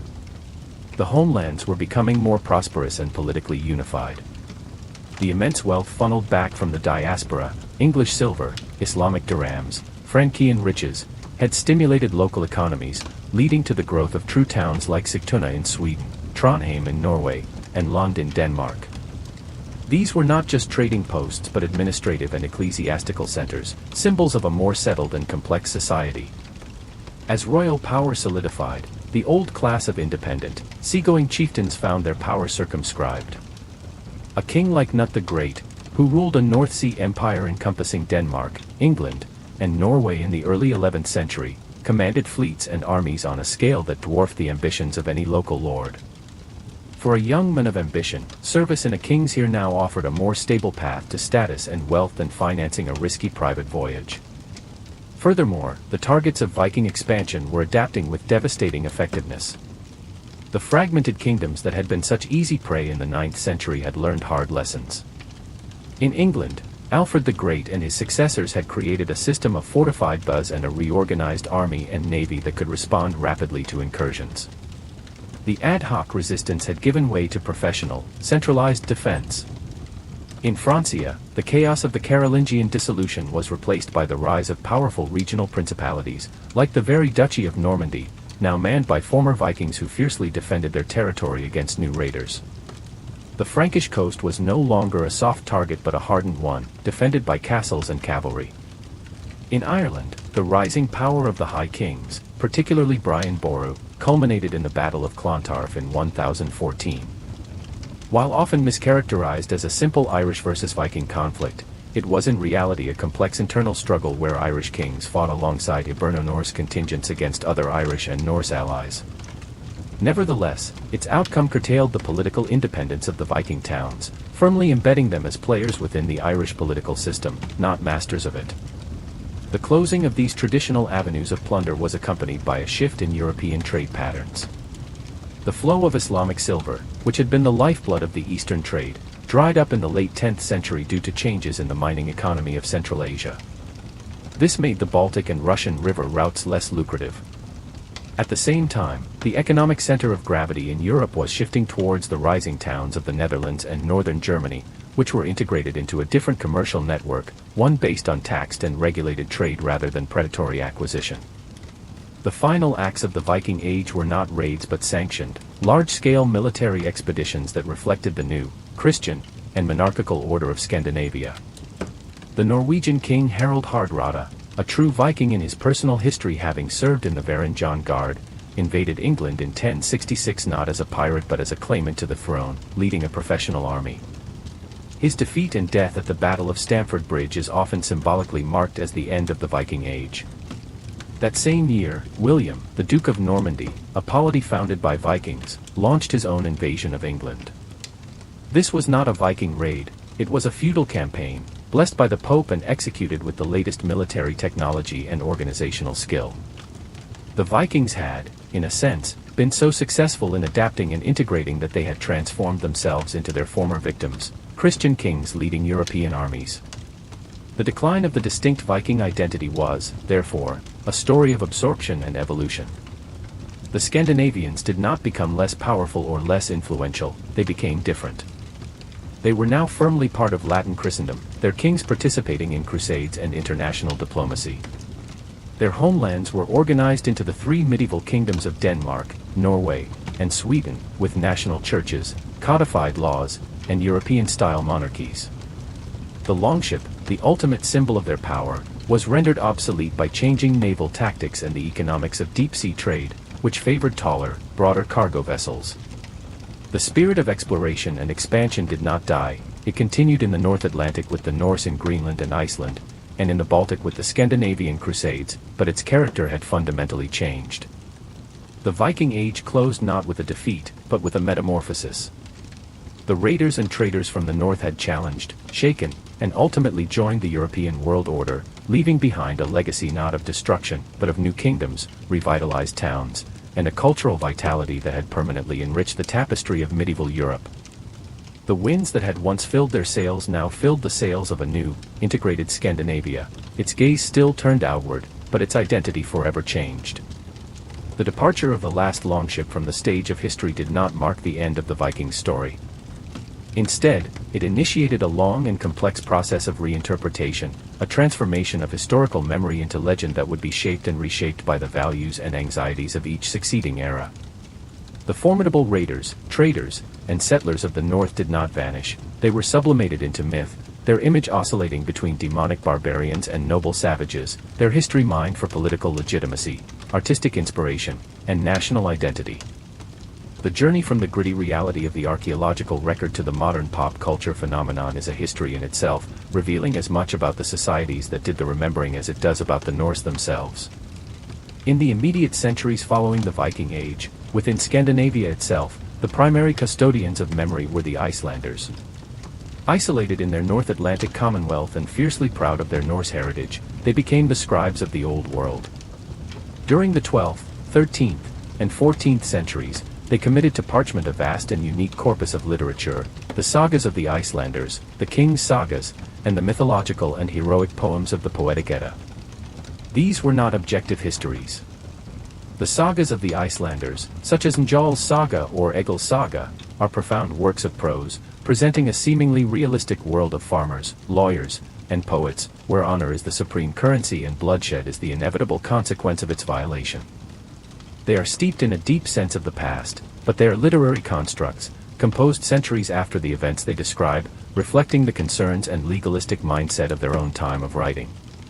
The king's sagas, most notably Snorri Sturluson's Heimskringla, provide a detailed, if often stylized, narrative of the kings of Norway, weaving together oral tradition, skaldic verse, and political commentary.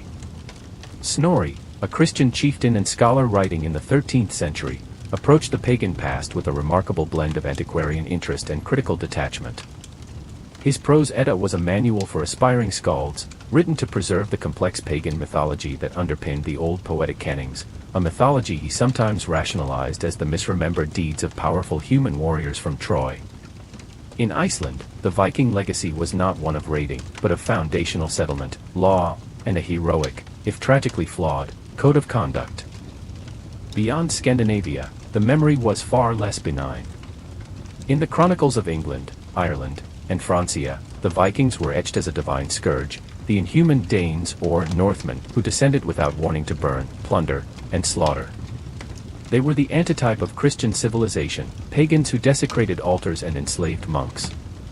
This image, frozen in the terrified accounts of monastic scribes, would prove incredibly durable, forming a deep-seated cultural archetype of the Viking as a mindless agent of chaos. This one-dimensional caricature persisted for centuries, a folk memory of terror that lived on in place names, local legends, and the ruins of monasteries. For nearly half a millennium, this dual image, the internal, heroic saga tradition and the external, demonic chronicle, remained largely dormant in the wider European consciousness. The Renaissance, with its focus on the classical worlds of Greece and Rome, had little interest in what it saw as a barbaric interlude. The Enlightenment of the 18th century, championing reason and progress, viewed the Viking Age as a particularly dark chapter of superstition and violence, an era best forgotten on the path to modernity. The Vikings were, in the words of one historian, wolves among sheep, their history irrelevant to the enlightened present. This dismissive attitude underwent a radical and dramatic reversal with the advent of Romanticism in the late 18th and 19th centuries. Reacting against the cold rationalism of the Enlightenment, the Romantics championed emotion, individualism, the sublime power of nature, and the folk soul of the nation. In this new intellectual climate, the Vikings were rediscovered and utterly reinvented. No longer were they mere brutes, they were refashioned into noble savages, freedom-loving individualists, and intrepid explorers. Their paganism was not devil worship but a courageous, nature-revering philosophy. Their violence was not cruelty but a manifestation of raw, vital energy. This romantic vision was powerfully expressed in the works of Scandinavian artists and writers. In Sweden, Esaias Tegner's epic poem Frithiof's Saga became a national sensation, portraying its Viking heroes as paragons of love, honor, and patriotic virtue. The Gothic revival in architecture found its parallel in a Viking revival, with artists like the Swedish August Malmström painting scenes of heroic departures and poignant homecomings, imbuing the Viking past with a melancholic, nationalist grandeur. This romanticized image was perfectly suited to the burgeoning forces of nationalism and imperialism in the 19th century. As European nations looked to forge a unifying identity, they sought heroic origins in a deep, often mythical past. For the Scandinavian countries, which had long been politically marginalized, the Vikings provided a glorious and distinct foundation myth. They were portrayed not as predators, but as a superior Germanic race whose seafaring and exploratory spirit had once dominated the North Atlantic and beyond. This narrative was eagerly adopted and amplified. In Denmark, the rediscovery and excavation of the Jelling stones and the publication of Carl Christian Raffen's Antiquitates Americani, which linked the Vikings to the discovery of America, became sources of immense national pride. In Norway, which was fighting for independence from Sweden, the Viking past was weaponized to assert a distinct national character, hardy, independent, and democratic, rooted in the Thing assemblies and the spirit of the free farmer. The spectacular exhumation of the Oseberg ship in 1904 was a national event, a tangible link to this glorious past that seemed to validate the newly independent nation's future. This nationalist appropriation of the Viking legacy was not confined to Scandinavia. In Great Britain, and particularly in Victorian England, the Viking was similarly reimagined. With the rise of racial theories and the concept of the Anglo-Saxon as the fount of English liberty and imperial prowess, the Vikings were recast as close cousins. Their invasions were reinterpreted not as a catastrophe but as an injection of vigorous, Nordic blood that had strengthened the English character. The Danelaw was seen as a precursor to English common law and representative government. This interpretation served to distance England from its Norman and Celtic elements and align it with a perceived Teutonic master race, a narrative that conveniently supported the ideology of the British Empire. The 20th century witnessed the dark culmination of this nationalist and racialist co-opting of the Viking image. The Nazis, in their quest for a pure Aryan ancestry, seized upon the Vikings with particular fervor. They were idealized as the ultimate Nordic supermen, tall, blonde, blue-eyed, and ruthlessly strong. The SS appropriated Norse symbols like the Sig rune, and Himmler's Ahnenerbe, ancestral heritage organization, funded archaeological expeditions to Scandinavia not to seek knowledge, but to find evidence supporting their racist ideology. This grotesque distortion inflicted immense damage on the serious academic study of the Viking Age and poisoned the well of popular perception for decades, associating the Vikings irrevocably with the horrors of the Third Reich. In the post-war period, a determined effort began to reclaim the Vikings from myth and propaganda. This was driven by a revolution in archaeology. The development of scientific methods like stratigraphy, dendrochronology, tree ring dating, and radiocarbon dating allowed for precise chronological sequencing. The advent of processual archaeology in the 1960s and 70s shifted the focus from finding treasures and confirming saga stories to understanding broader social and economic processes. Large-scale urban excavations at sites like York in England, Dublin in Ireland, and Hedeby in Germany revealed not the camp of warriors, but the vibrant, dirty, cosmopolitan towns of craftsmen and merchants. The discovery of the Viking settlement at Lance aux Meadows in Newfoundland in 1960 provided irrefutable, scientific proof of the Norse presence in North America, transforming the Vinland sagas from legend into documented history. Maritime archaeology provided perhaps the most profound corrections to the Romantic image. The meticulous raising and preservation of ship burials, such as the Skaldalef ships in Denmark, which had been deliberately sunk to block a channel, gave an unprecedented understanding of Viking ship technology. These were not all sleek longships of war, but a varied fleet including the ocean-going Nar, the humble fishing boat, and the small ferry. Analysis of their construction showed them to be practical, efficient tools, not just symbols of power. This modern, scholarly reassessment has painted a picture of the Vikings that is far more nuanced, complex, and interesting than any romantic myth or nationalist caricature. They are now understood not as a homogeneous race but as a diverse group of peoples from Scandinavia whose activities were multifaceted. The modern Viking is the trader from Birka, his scales and weights buried with him, the woman weaver from Iceland, whose bone tools speak of a vital domestic industry, the farmer from the Danelaw, whose plowshare altered the English landscape, the mercenary from Rus, serving in the court of the Byzantine emperor. The image of the helmeted warrior remains, but it is now contextualized within a society that valued law, poetry, exploration, and exquisite craftsmanship. Yet, the power of the legend endures. In the late 20th and 21st centuries, the Vikings have found a new afterlife in popular culture, from the historical novels of authors like Franz G. Bengtsson to the blockbuster comic books and film adaptations featuring Marvel's Thor, and the historically grounded drama of television series like Vikings. These modern interpretations often blend the archaeological reality with the older romantic and saga-driven tropes, creating a new synthesis for a contemporary audience. They grapple with themes of faith, identity, violence, and family that resonate deeply, ensuring that the Vikings remain a potent and evolving symbol. The journey from the historical Norse seafarer to the modern screen hero is a testament to the enduring power of their story, a story that continues to be excavated, debated, and reimagined. Its legacy is dynamic and far-reaching as the people who first set sail from the Scandinavian fjords. The true image of the Viking is not a fixed portrait but a palimpsest, each generation inscribing its own hopes, fears, and identities over the faint, enduring lines of history. The popular imagination of the Viking world is often one of stark brutality, a realm dominated by the utilitarian needs of survival and conquest. Yet, to accept this limited view is to overlook one of its most sophisticated and enduring dimensions, a profound and vibrant artistic and linguistic culture. The Norse peoples were not merely destroyers of art, they were prolific and innovative creators, whose aesthetic sensibility permeated every aspect of their lives, from the prow of a longship to the curve of a brooch, and whose language, Old Norse, left an indelible mark on the linguistic map of Europe.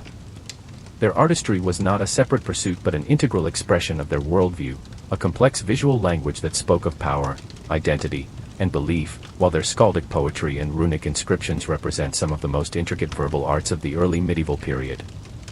The visual art of the Viking Age is immediately recognizable for its energy, its complexity, and its distinct evolution through a series of defined styles, each building upon and reacting to the last. It is an art of abstraction, where the natural world is not depicted realistically but is broken down and reconstituted into a dynamic interplay of form and line. The foundational style, emerging from the preceding Germanic animal art, is the Oseberg style, named after the artifacts found in the early 9th century Oseberg ship burial in Norway. This style is characterized by its gripping beast motif, a creature, often with a rounded body, large eyes, and simplified limbs that end in claws which grip compulsively at its own body, the frame, or any adjacent creature. The effect is one of frenetic, contained energy, a teeming mass of intertwined animals covering every surface of wooden cart posts, bedsteads, and textiles. It is an organic, almost chaotic style, perfectly suited to the curvaceous forms of wood carving. By the late 9th century, this gave way to the more disciplined and elegant boar style, named after a ship burial site in Vestfold, Norway. The gripping beast remains, but it is now more symmetrical and geometric, often intertwined with a single, continuous ribbon-like plate. A defining motif of this style is the ring chain, a symmetrical pattern of interlacing circles that creates a sense of ordered, perpetual motion. The boar style represents a maturation, a bringing of the earlier chaos under control, and its motifs are found on a vast range of objects from across the Viking world, from bronze brooches in Ireland to silver hoards in Russia, testifying to its widespread appeal and the interconnectedness of the Viking diaspora. The 10th century saw the development of the Jellinga and Mammon styles. The Jellinga style, named after a small silver cup from the royal burial mound at Jelling, Denmark, features a more sinuous and ribbon-like animal, its body often outlined by a double contour, with a pigtail-like lip lappet and a spiral hip. The animal is frequently shown in profile, its body forming graceful, looping curves. The Mammon style, which takes its name from an axe inlaid with silver found in a grave in Mammon, Denmark, represents a further elaboration. It incorporates the sinuous, ribbon-like creature of the Jellinga style but enriches it with lavish, foliate ornament. The body of the beast is often filled with punch-mark patterns or hatching, and it begins to merge with acanthus-like tendrils, a probable influence from European art, demonstrating that Viking artists were not isolated but were keen observers and adapters of foreign styles. The culmination of this artistic evolution came in the late Viking Age with the Rindriken styles. The Rindrike style, prevalent in the first half of the 11th century, is characterized by its use of great, thin, looping tendrils and slender, elegant animals with long, flowing tails and manes.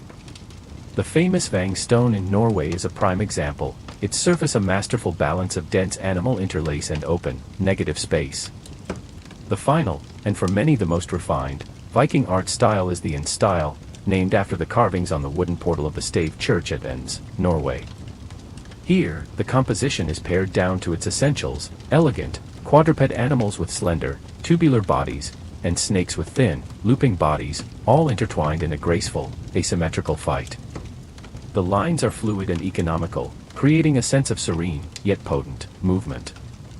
The Ends style represents the final flowering of native Viking artistry before the Romanesque style of mainland Europe swept north, fully integrating Scandinavia into the broader medieval artistic tradition. This artistic genius was not confined to portable objects or runestones, it found its most public and powerful expression in the decoration of the Viking ship itself.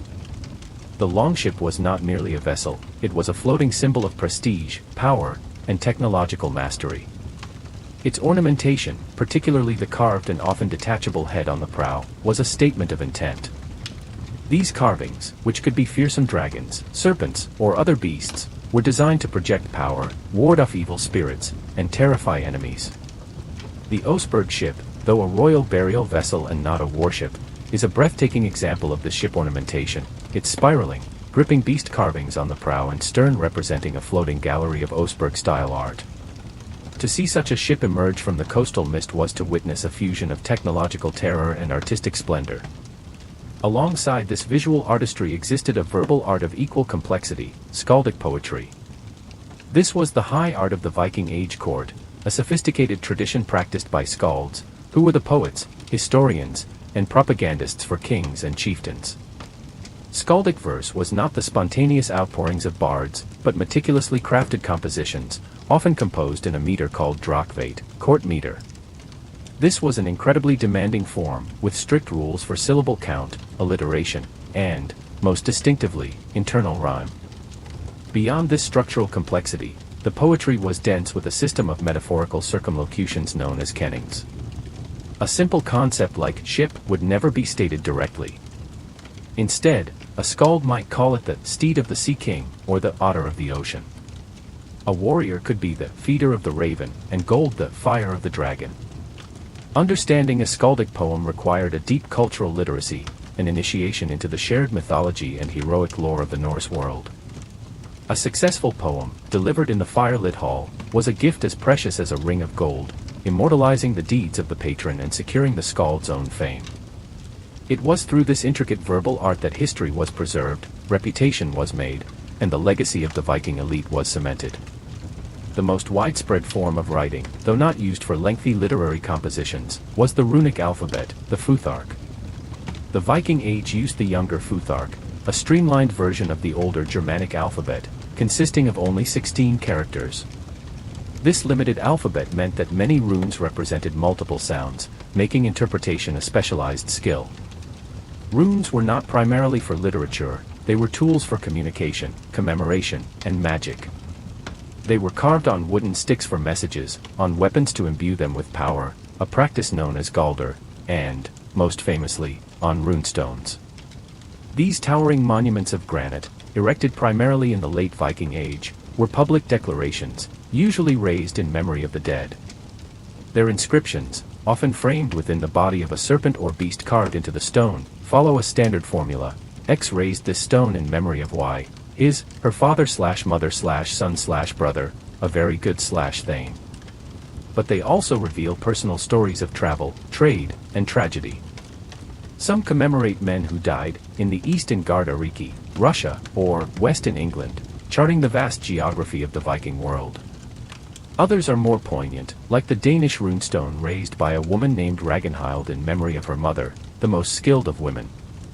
Runes were a democratic and practical script, accessible to a wider segment of society than Latin was in contemporary Europe, and they provide a direct, if often brief, voice from the past.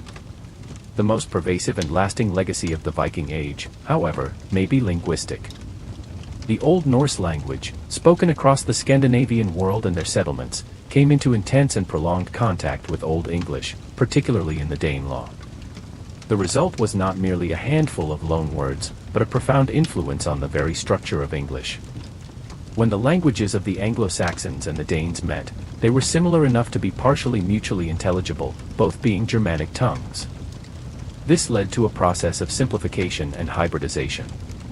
Many Old Norse words were adopted because they filled a need or were used so frequently that they supplanted their Old English counterparts.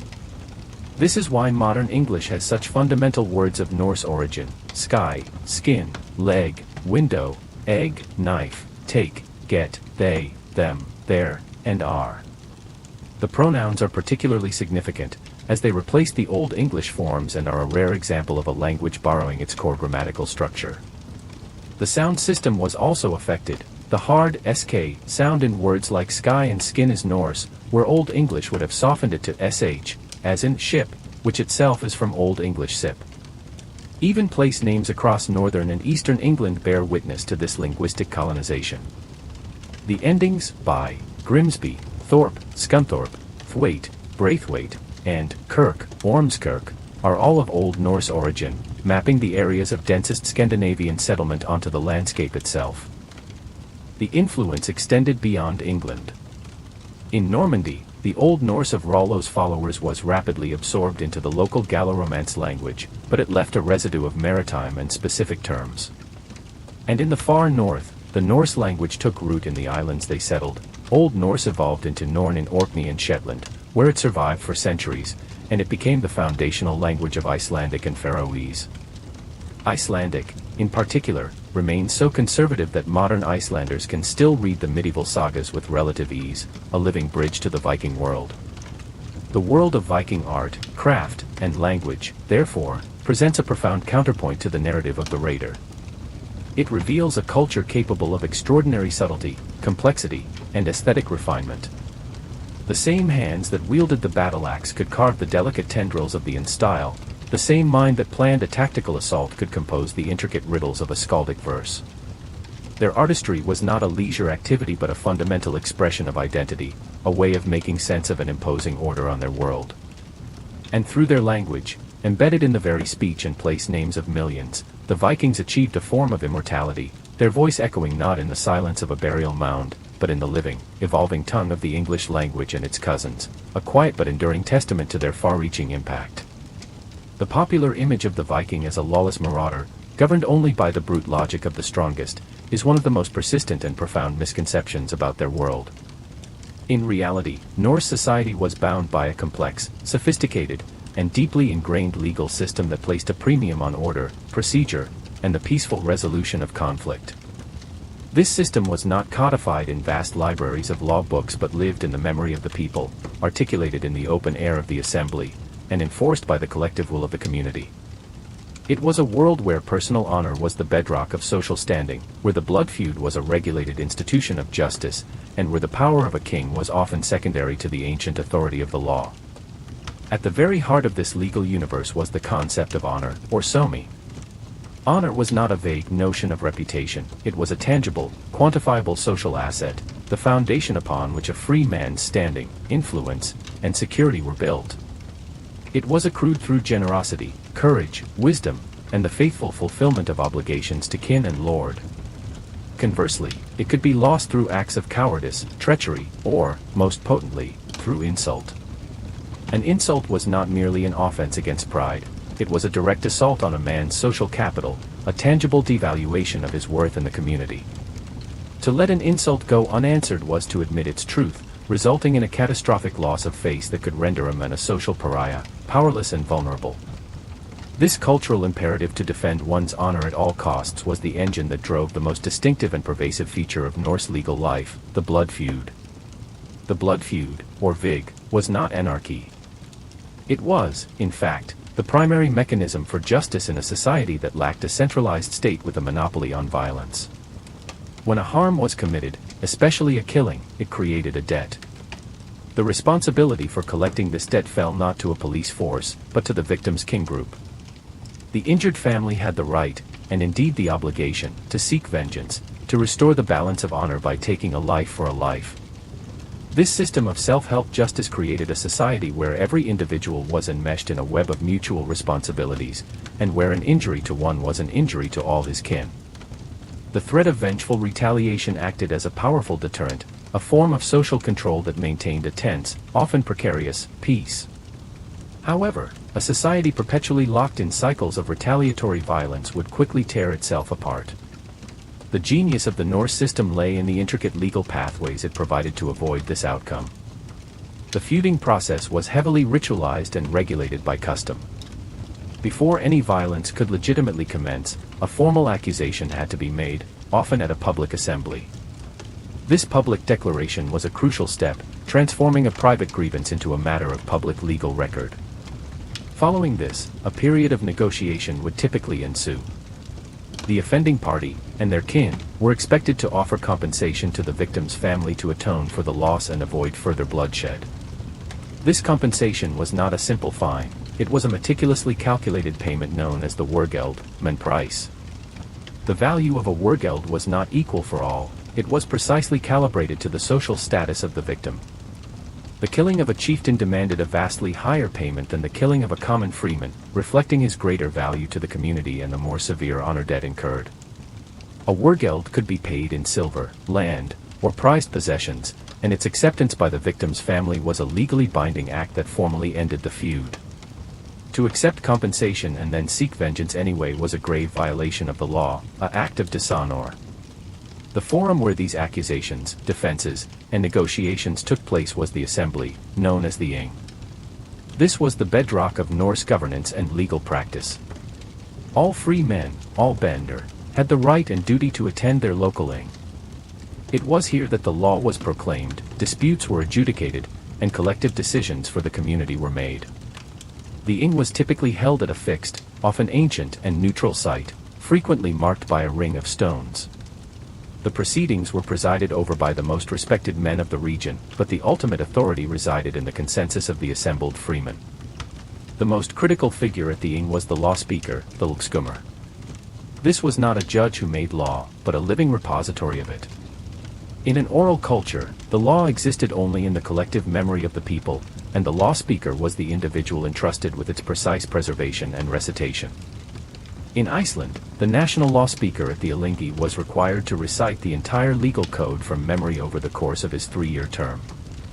Standing on the law rock, he would declare the procedures for court, the rules of evidence, the penalties for various offenses, and the intricate formulas for everything from property transfer to the launching of a feud. His role was one of immense prestige and responsibility, for the integrity of the entire legal system depended on his accurate and impartial recitation. He was the voice of tradition, the human conduit through which the wisdom and precedents of the ancestors guided the present. The legal process itself was highly formalistic. A plaintiff had to bring his suit with the correct verbal formulas before the correct number of witnesses. Evidence took specific forms: the oaths of reputable witnesses, the sworn testimony of the parties involved, and, in some cases, trial by ordeal. A common form of ordeal was the jernbur, or iron bearing, where the accused was forced to carry a red-hot piece of iron for a set number of steps. His hand was then bandaged and inspected after several days. If the wound was healing cleanly, it was seen as a sign of innocence, a judgment from the gods. The panel of judges, typically 12 or more, would hear the cases and the evidence, and then render a verdict based on the law as recited by the law speaker. The power of the Ing, however, did not lie in an executive branch to enforce its rulings. There were no sheriffs or constables. Instead, enforcement relied entirely on the collective sanction of the community. A man who refused to abide by a verdict of the Ing, who refused to pay a debt or a wergeld that had been lawfully adjudicated, could be declared an outlaw. This was the most severe punishment in the Norse legal arsenal.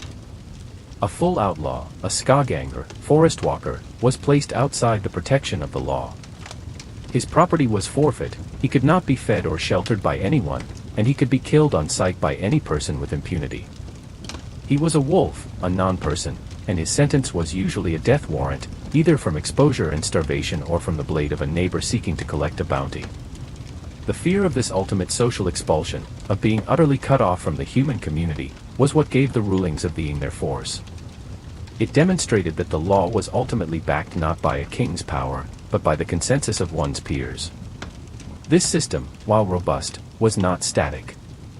The increasing consolidation of royal power in Scandinavia during the late Viking Age began to exert pressure on the traditional, decentralized legal structure. Ambitious kings like Harald Bluetooth in Denmark and Olaf Tryggvason in Norway sought to bring the law under their control, issuing their own law codes and appointing their own representatives to oversee local assemblies. They began to claim a share of the fines and wergelds, transforming a system of compensation between families into a source of royal revenue and a tool of royal authority. The concept of insult was increasingly applied to actions against the king, making defiance of the monarch a crime against the state, not just a personal affront.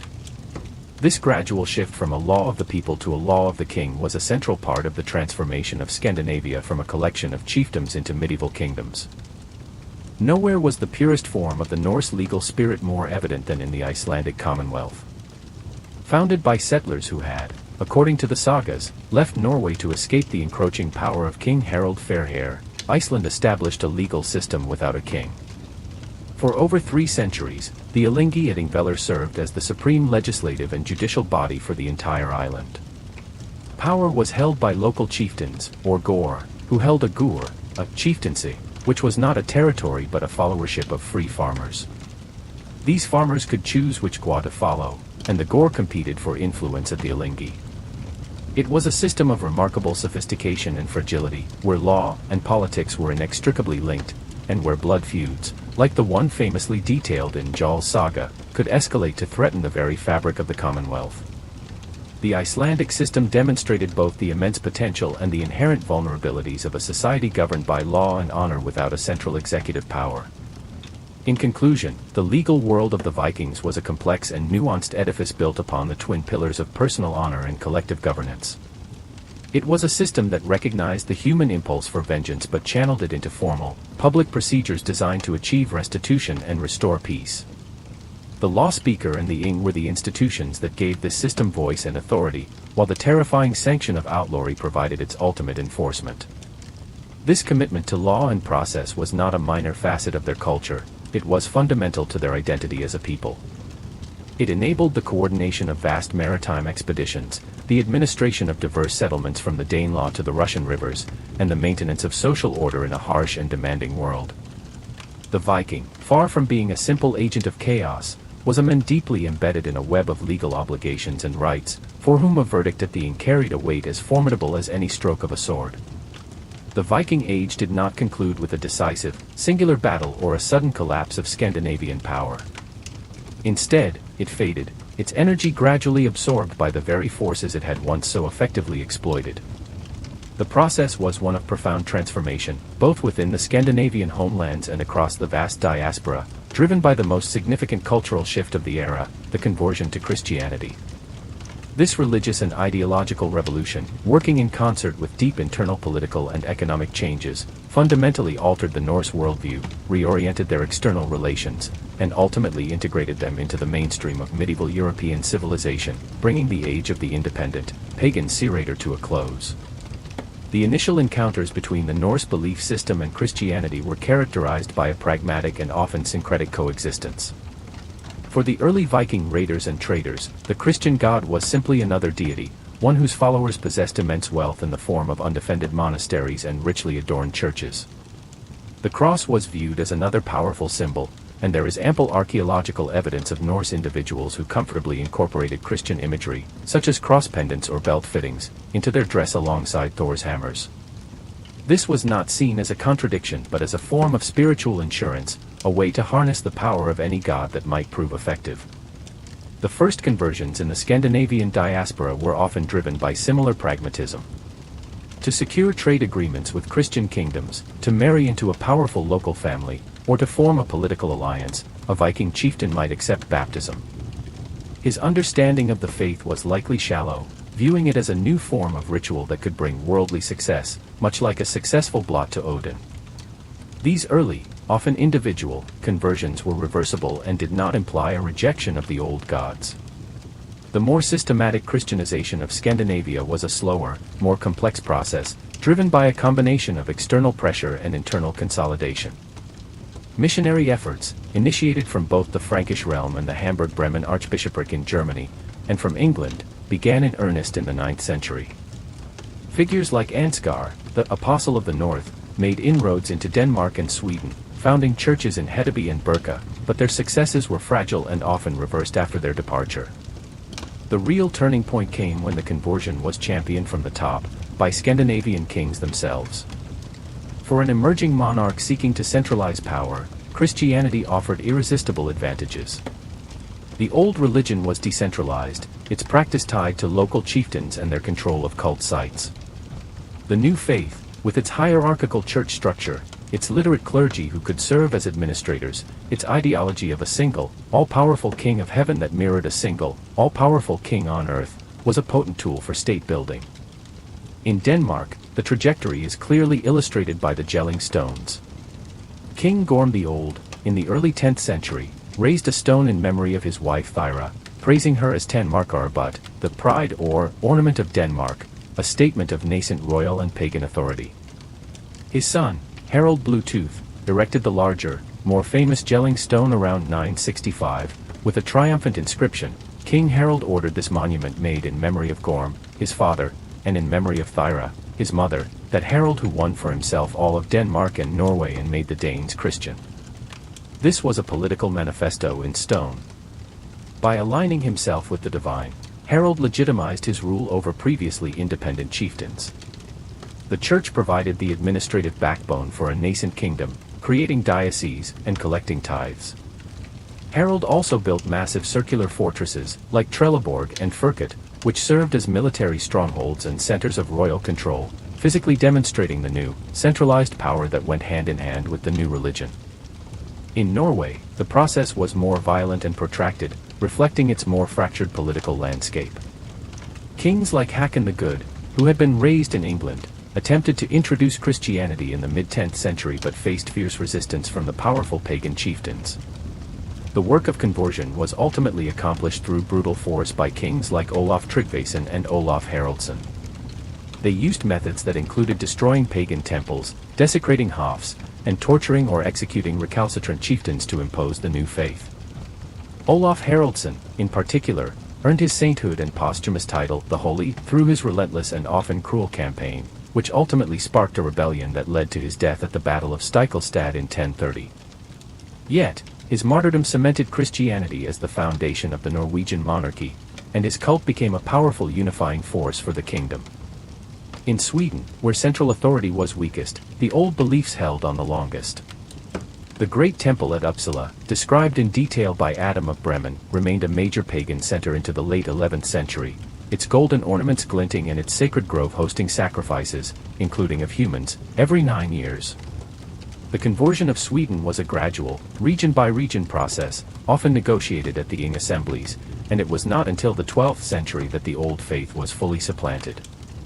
The slow pace in Sweden underscores that Christianization was not a single event but a long-term cultural shift, its success directly linked to the strength of royal power.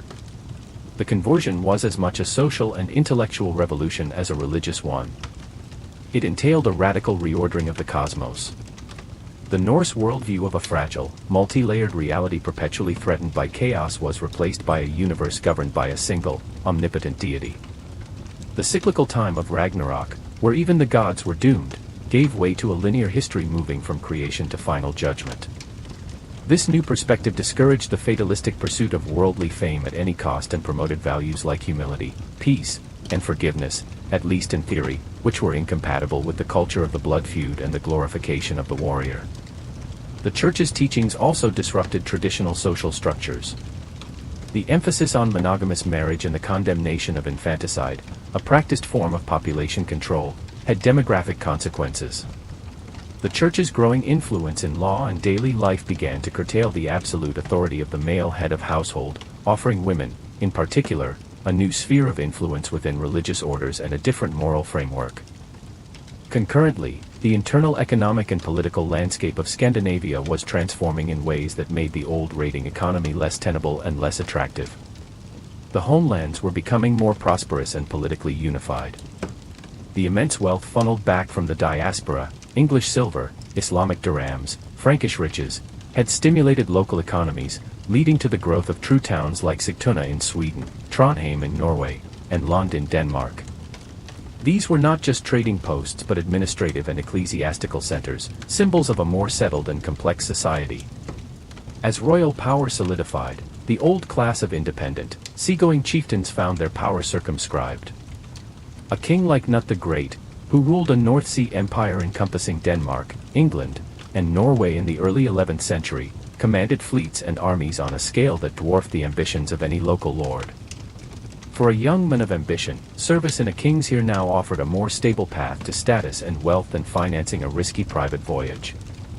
Furthermore, the targets of Viking expansion were adapting with devastating effectiveness. The fragmented kingdoms that had been such easy prey in the 9th century had learned hard lessons. In England, Alfred the Great and his successors had created a system of fortified baths and a reorganized army and navy that could respond rapidly to incursions. The ad hoc resistance had given way to professional, centralized defense. In Francia, the chaos of the Carolingian dissolution was replaced by the rise of powerful regional principalities, like the very Duchy of Normandy, now manned by former Vikings who fiercely defended their territory against new raiders. The Frankish coast was no longer a soft target but a hardened one, defended by castles and cavalry. In Ireland, the rising power of the High Kings, particularly Brian Boru, culminated in the Battle of Clontarf in 1014.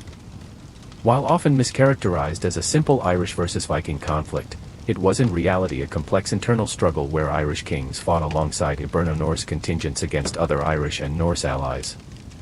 Nevertheless, its outcome curtailed the political independence of the Viking towns, firmly embedding them as players within the Irish political system, not masters of it. The closing of these traditional avenues of plunder was accompanied by a shift in European trade patterns. The flow of Islamic silver, which had been the lifeblood of the Eastern trade, dried up in the late 10th century due to changes in the mining economy of Central Asia. This made the Baltic and Russian river routes less lucrative. At the same time, the economic center of gravity in Europe was shifting towards the rising towns of the Netherlands and northern Germany, which were integrated into a different commercial network, one based on taxed and regulated trade rather than predatory acquisition. The final acts of the Viking Age were not raids but sanctioned, large-scale military expeditions that reflected the new, Christian, and monarchical order of Scandinavia. The Norwegian king Harald Hardrada, a true Viking in his personal history having served in the Varangian Guard, invaded England in 1066 not as a pirate but as a claimant to the throne, leading a professional army. His defeat and death at the Battle of Stamford Bridge is often symbolically marked as the end of the Viking Age. That same year, William, the Duke of Normandy, a polity founded by Vikings, launched his own invasion of England. This was not a Viking raid, it was a feudal campaign, blessed by the Pope and executed with the latest military technology and organizational skill. The Vikings had, in a sense, been so successful in adapting and integrating that they had transformed themselves into their former victims, Christian kings leading European armies. The decline of the distinct Viking identity was, therefore, a story of absorption and evolution. The Scandinavians did not become less powerful or less influential, they became different. They were now firmly part of Latin Christendom, their kings participating in crusades and international diplomacy. Their homelands were organized into the three medieval kingdoms of Denmark, Norway, and Sweden, with national churches, codified laws, and European-style monarchies. The longship, the ultimate symbol of their power, was rendered obsolete by changing naval tactics and the economics of deep-sea trade, which favored taller, broader cargo vessels. The spirit of exploration and expansion did not die, it continued in the North Atlantic with the Norse in Greenland and Iceland, and in the Baltic with the Scandinavian Crusades, but its character had fundamentally changed. The Viking Age closed not with a defeat, but with a metamorphosis. The raiders and traders from the north had challenged, shaken, and ultimately joined the European world order, leaving behind a legacy not of destruction, but of new kingdoms, revitalized towns, and a cultural vitality that had permanently enriched the tapestry of medieval Europe. The winds that had once filled their sails now filled the sails of a new, integrated Scandinavia. Its gaze still turned outward, but its identity forever changed. The departure of the last longship from the stage of active history did not mark the end of the Vikings' story. Instead, it initiated a long and complex process of reinterpretation, a transformation of historical memory into legend that would be shaped and reshaped by the values, anxieties, and political needs of each succeeding era. The formidable raiders, traders, and settlers of the north did not vanish, they were sublimated into myth, their image oscillating between demonic barbarians and noble savages, their history mined for political legitimacy, artistic inspiration, and national identity. The journey from the gritty reality of the archaeological record to the modern pop culture phenomenon is a history in itself, revealing as much about the societies that did the remembering as it does about the Norse themselves. In the immediate centuries following the Viking Age, within Scandinavia itself, the primary custodians of memory were the Icelanders. Isolated in their North Atlantic Commonwealth and fiercely proud of their Norse heritage, they became the scribes of the Old World. During the 12th, 13th, and 14th centuries, they committed to parchment a vast and unique corpus of literature, the sagas of the Icelanders, the King's sagas, and the mythological and heroic poems collected in the Codex Regius as the Poetic Edda. These were not objective histories. The sagas of the Icelanders, such as Njál's saga or Egil's saga, are profound works of prose, presenting a seemingly realistic world of farmers, lawyers, and poets, where honor is the supreme currency and bloodshed is the inevitable consequence of its violation. They are steeped in a deep sense of the past, but they are literary constructs, composed centuries after the events they describe, reflecting the concerns and legalistic mindset of their own time of writing. The King's sagas, most notably Snorri Sturluson's Heimskringla, provide a detailed, if often stylized, narrative of the kings of Norway, weaving together oral tradition, skaldic verse, and political commentary. Snorri, a Christian chieftain and scholar writing in the 13th century, approached the pagan past with a remarkable blend of antiquarian interest and critical detachment. His prose Edda was a manual for aspiring skalds, written to preserve the complex pagan mythology that underpinned the old poetic canons, a mythology he sometimes rationalized as the misremembered deeds of powerful human warriors from Troy. In Iceland, the Viking legacy was not one of raiding, but of foundational settlement, law, and a heroic, if tragically flawed, code of conduct. Beyond Scandinavia, the memory was far less benign. In the chronicles of England, Ireland, and Francia, the Vikings were etched as a divine scourge, the inhuman Danes or Northmen who descended without warning to burn, plunder, and slaughter. They were the antitype of Christian civilization, pagans who desecrated altars and enslaved monks. This image, frozen in the terrified accounts of monastic scribes, would prove incredibly durable, forming a deep-seated cultural archetype of the Viking as a mindless agent of chaos. This one-dimensional caricature persisted for centuries, a folk memory of terror that lived on in place names, local legends, and the ruins of monasteries. For nearly half a millennium, this dual image, the internal, heroic saga tradition and the external, demonic chronicle, remained largely dormant in the wider European consciousness. The Renaissance, with its focus on the classical worlds of Greece and Rome, had little interest in what it saw as a barbaric interlude. The Enlightenment of the 18th century, championing reason and progress, viewed the Viking Age as a particularly dark chapter of superstition and violence, an era best forgotten on the path to modernity. The Vikings were, in the words of one historian, wolves among sheep, their history irrelevant to the enlightened present. This dismissive attitude underwent a radical and dramatic reversal with the advent of Romanticism in the late 18th and 19th centuries. Reacting against the cold rationalism of the Enlightenment, the Romantics championed emotion, individualism, the sublime power of nature, and the folk soul of the nation. In this new intellectual climate, the Vikings were rediscovered and utterly reinvented.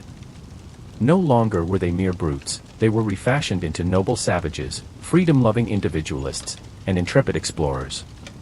Their paganism was not devil worship but a courageous, nature-revering philosophy. Their violence was not cruelty but a manifestation of raw, vital energy. This romantic vision was powerfully expressed in the works of Scandinavian artists and writers. In Sweden, Esaias Tegner's epic poem Frithiof's Saga became a national sensation, portraying its Viking heroes as paragons of love, honor, and patriotic virtue. The Gothic revival in architecture found its parallel in a Viking revival, with artists like the Swedish August Malmström painting scenes of heroic departures and poignant homecomings, imbuing the Viking past with a melancholic, nationalist grandeur. This romanticized image was perfectly suited to the burgeoning forces of nationalism and imperialism in the 19th century. As European nations looked to forge a unifying identity, they sought heroic origins in a deep, often mythical past. For the Scandinavian countries, which had long been politically marginalized, the Vikings provided a glorious and distinct foundation myth. They were portrayed not as predators, but as a superior Germanic race whose seafaring and exploratory spirit had once dominated the North Atlantic and beyond. This narrative was eagerly adopted and amplified. In Denmark, the rediscovery and excavation of the Jelling stones and the publication of Carl Christian Rathen's Antiquitates Americani, which linked the Vikings to the discovery of America, became sources of immense national pride. In Norway, which was fighting for independence from Sweden, the Viking past was weaponized to assert a distinct national character, hardy, independent, and democratic, rooted in the Thing assemblies and the spirit of the free farmer. The spectacular exhumation of the Oseberg ship in 1904 was a national event, a tangible link to this glorious past that seemed to validate the newly independent nation's future. This nationalist appropriation of the Viking legacy was not confined to Scandinavia. In Great Britain, and particularly in Victorian England, the Viking was similarly reimagined. With the rise of racial theories and the concept of the Anglo-Saxon as the fount of English liberty and imperial prowess, the Vikings were recast as close cousins. Their invasions were reinterpreted not as a catastrophe but as an injection of vigorous Nordic blood that had strengthened the English character. The Danelaw was seen as a precursor to English common law and representative government. This interpretation served to distance England from its Norman and Celtic elements and align it with a perceived Teutonic master race, a narrative that conveniently supported the ideology of the British Empire. The 20th century witnessed the dark culmination of this nationalist and racialist co-opting of the Viking image. The Nazis, in their quest for a pure Aryan ancestry, seized upon the Vikings with particular fervor. They were idealized as the ultimate Nordic supermen, tall, blonde, blue-eyed, and ruthlessly strong. The SS appropriated Norse symbols like the Sig rune, and Himmler's Ahnenerbe, ancestral heritage organization, funded archaeological expeditions to Scandinavia not to seek knowledge, but to find evidence supporting their racist ideology. This grotesque distortion inflicted immense damage on the serious academic study of the Viking Age and poisoned the well of popular perception for decades, associating the Vikings irrevocably with the horrors of the Third Reich. In the post-war period, a determined effort began to reclaim the Vikings from myth and propaganda. This was driven by a revolution in archaeology. The development of scientific methods like stratigraphy, dendrochronology, tree-ring dating, and radiocarbon dating allowed for precise chronological sequencing. The advent of processual archaeology in the 1960s and 70s shifted the focus from finding treasures and confirming saga stories to understanding broader social and economic processes. Large-scale urban excavations at sites like York in England, Dublin in Ireland, and Hedeby in Germany revealed not the camp of warriors, but the vibrant, dirty, cosmopolitan towns of craftsmen and merchants. The discovery of the Viking settlement at Lance aux Meadows in Newfoundland in 1960 provided irrefutable, scientific proof of the Norse presence in North America, transforming the Vinland sagas from legend into documented history. Maritime archaeology provided perhaps the most profound corrections to the Romantic image.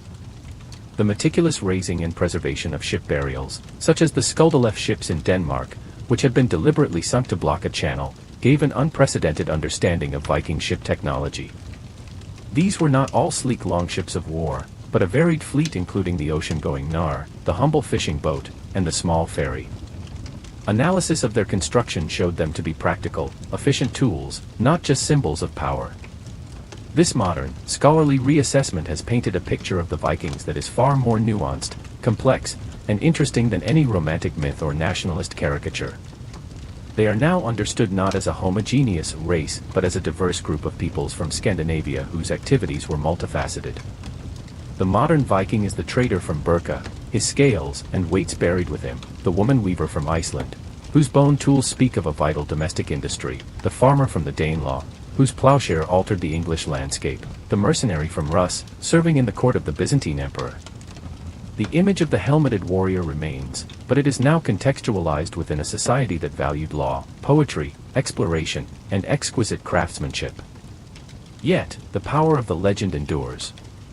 In the late 20th and 21st centuries, the Vikings have found a new afterlife in popular culture, from the historical novels of authors like Franz G. Bengtsson to the blockbuster comic books and film adaptations featuring Marvel's Thor, and the historically grounded drama of television series like Vikings. These modern interpretations often blend the archaeological reality with the older romantic and saga-driven tropes, creating a new synthesis for a contemporary audience.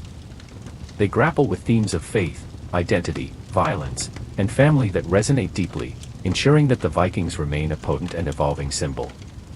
The journey from the historical Norse seafarer to the modern screen hero is a testament to the enduring power of their story, a story that continues to be excavated, debated, and reimagined. Its legacy is dynamic and far-reaching as the people who first set sail from the Scandinavian fjords. The true image of the Viking is not a fixed portrait but a palimpsest, each generation inscribing its own hopes, fears, and identities over the faint, enduring lines of history. The modern understanding of the Viking Age is a testament to a centuries-long process of scholarly detective work, a meticulous effort to strip away layers of myth, romanticism, and political propaganda to reveal the complex reality beneath. This rebirth of the Vikings, not as caricatures but as a multifaceted historical people, has been driven by three powerful engines: the spade of the archaeologist, the analytical rigor of the linguist, and the pervasive influence of popular culture, which, for all its simplifications, has reignited global fascination and spurred further academic inquiry. This ongoing dialogue between excavation, analysis, and imagination continues to refine our picture of the Norse world, separating durable fact from enduring fiction. The foundational work of this modern rediscovery was, and remains, archaeology. For centuries, the Vikings were known primarily from the terrified accounts of their victims and the literary legacy of the Icelandic sagas. While invaluable, these sources were profoundly biased, the former by fear, the latter by the passage of time and literary convention. It was the systematic, scientific excavation of physical sites that began to provide a truly independent and tangible record. The 19th century saw the first major breakthroughs with the opening of great burial mounds in Scandinavia, most notably the Oseberg ship burial in Norway in 1904. The discovery of the magnificently preserved Oseberg ship, with its wealth of everyday and ceremonial objects, from a lavishly carved wagon to textiles and kitchen utensils, was a sensation. It provided an unprecedented, visceral connection to the Viking world, but it also presented a puzzle. This was not the grave of a grizzled warrior king, but of two women of exceedingly high status, forcing an immediate reconsideration of the roles of women in Norse society. The 20th century saw archaeology move from treasure hunting to a rigorous science.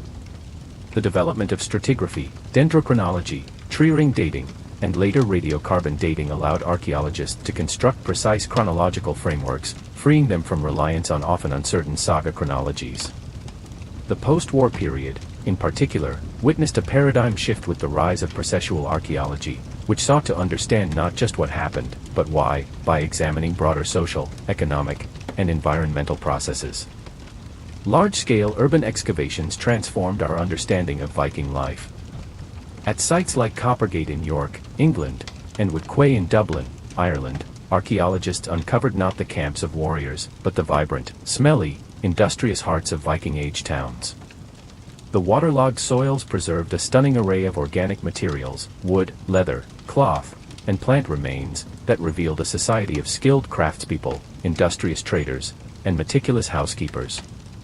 The discovery of lice combs, sewing needles, and the remains of warehouses filled with imported goods painted a picture of domesticity and commerce that stood in stark contrast to the image of the relentless raider. Perhaps the single most significant archaeological find of the 20th century was the discovery and excavation of Lance aux Meadows in Newfoundland by Helga and Stein Ingstad in 1960. This was not a hoard of silver or a royal burial, but the remnants of a small settlement of turf-walled longhouses. Its importance, however, was monumental. Through meticulous excavation, it provided irrefutable, physical proof that the Vikings had reached the North American continent around the year 1000, centuries before Columbus. It transformed the Vinland sagas from legendary travelogues into records of genuine historical exploration, confirming the Norse as the first Europeans to reach the New World and capping the map of their incredible westward expansion. Maritime archaeology added another critical dimension. The raising and conservation of 5 Viking ships from the Roskilde Fjord in Denmark, the Skjaldelef ships, revealed the stunning practicality and diversity of their shipbuilding.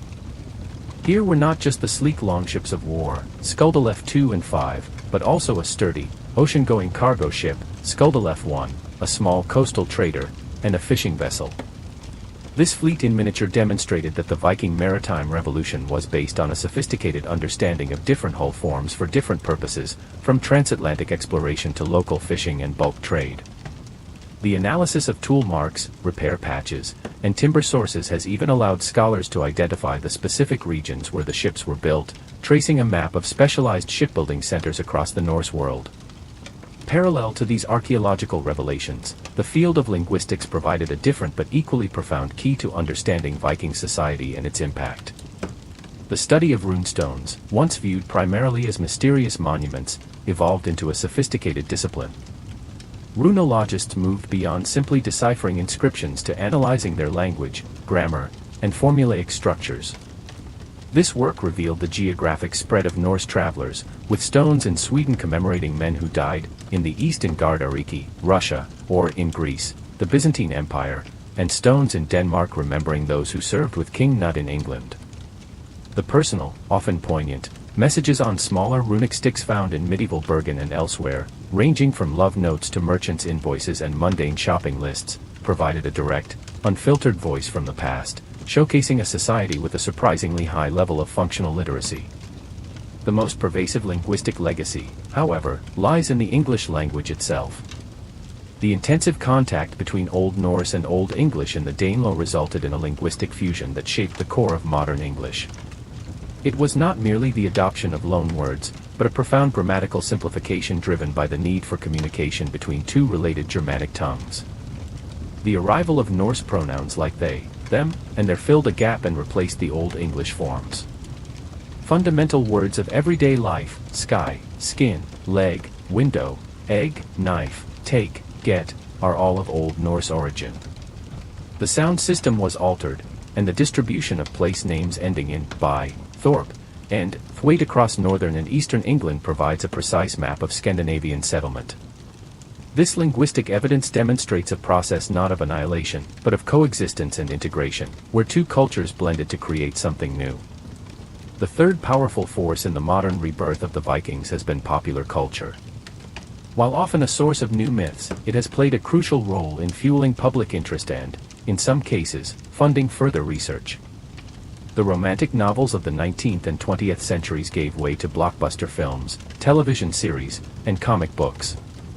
While these creations take significant artistic license, the horned helmet, a pure invention of 19th century romantic opera, remains stubbornly present. They have also introduced broader audiences to the richness of Norse mythology, the complexity of their social structures, and the sheer scope of their travels. A television series like Vikings, for all its historical inaccuracies, sparked a global conversation about the Norse world, leading millions to look up the history of Ragnar Lothbrok, the Great Heathen Army, or the settlement of Iceland. This popular engagement creates a feedback loop, generating demand for museum exhibitions, documentary programming, and accessible historical books, which in turn disseminate the latest academic findings to a wider public. The modern image of the Viking that has emerged from this century of interdisciplinary study is therefore far richer and more nuanced than any previous interpretation. The monolithic, horn-helmeted barbarian has been shattered and replaced by a mosaic of diverse identities.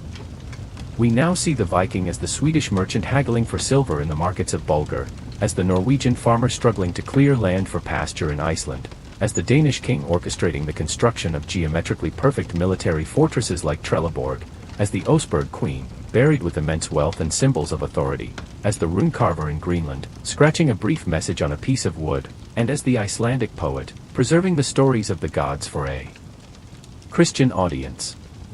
The Age Reborn is an ongoing process. Each new archaeological discovery, each fresh analysis of a DNA sample from a Viking-era burial, and each scholarly reassessment of a saga text adds another piece to the puzzle. The picture that has emerged is not of a simple Viking identity, but of a dynamic, adaptable, and astonishingly wide-ranging culture whose members were as capable of composing intricate poetry and establishing complex legal systems as they were of launching devastating raids. The modern rediscovery has not diminished their stature. Instead, by grounding them in historical reality, it has granted them a legacy far more impressive and enduring than any legend, the legacy of a people who, for a brief but brilliant historical moment, forever changed the course of European and world history.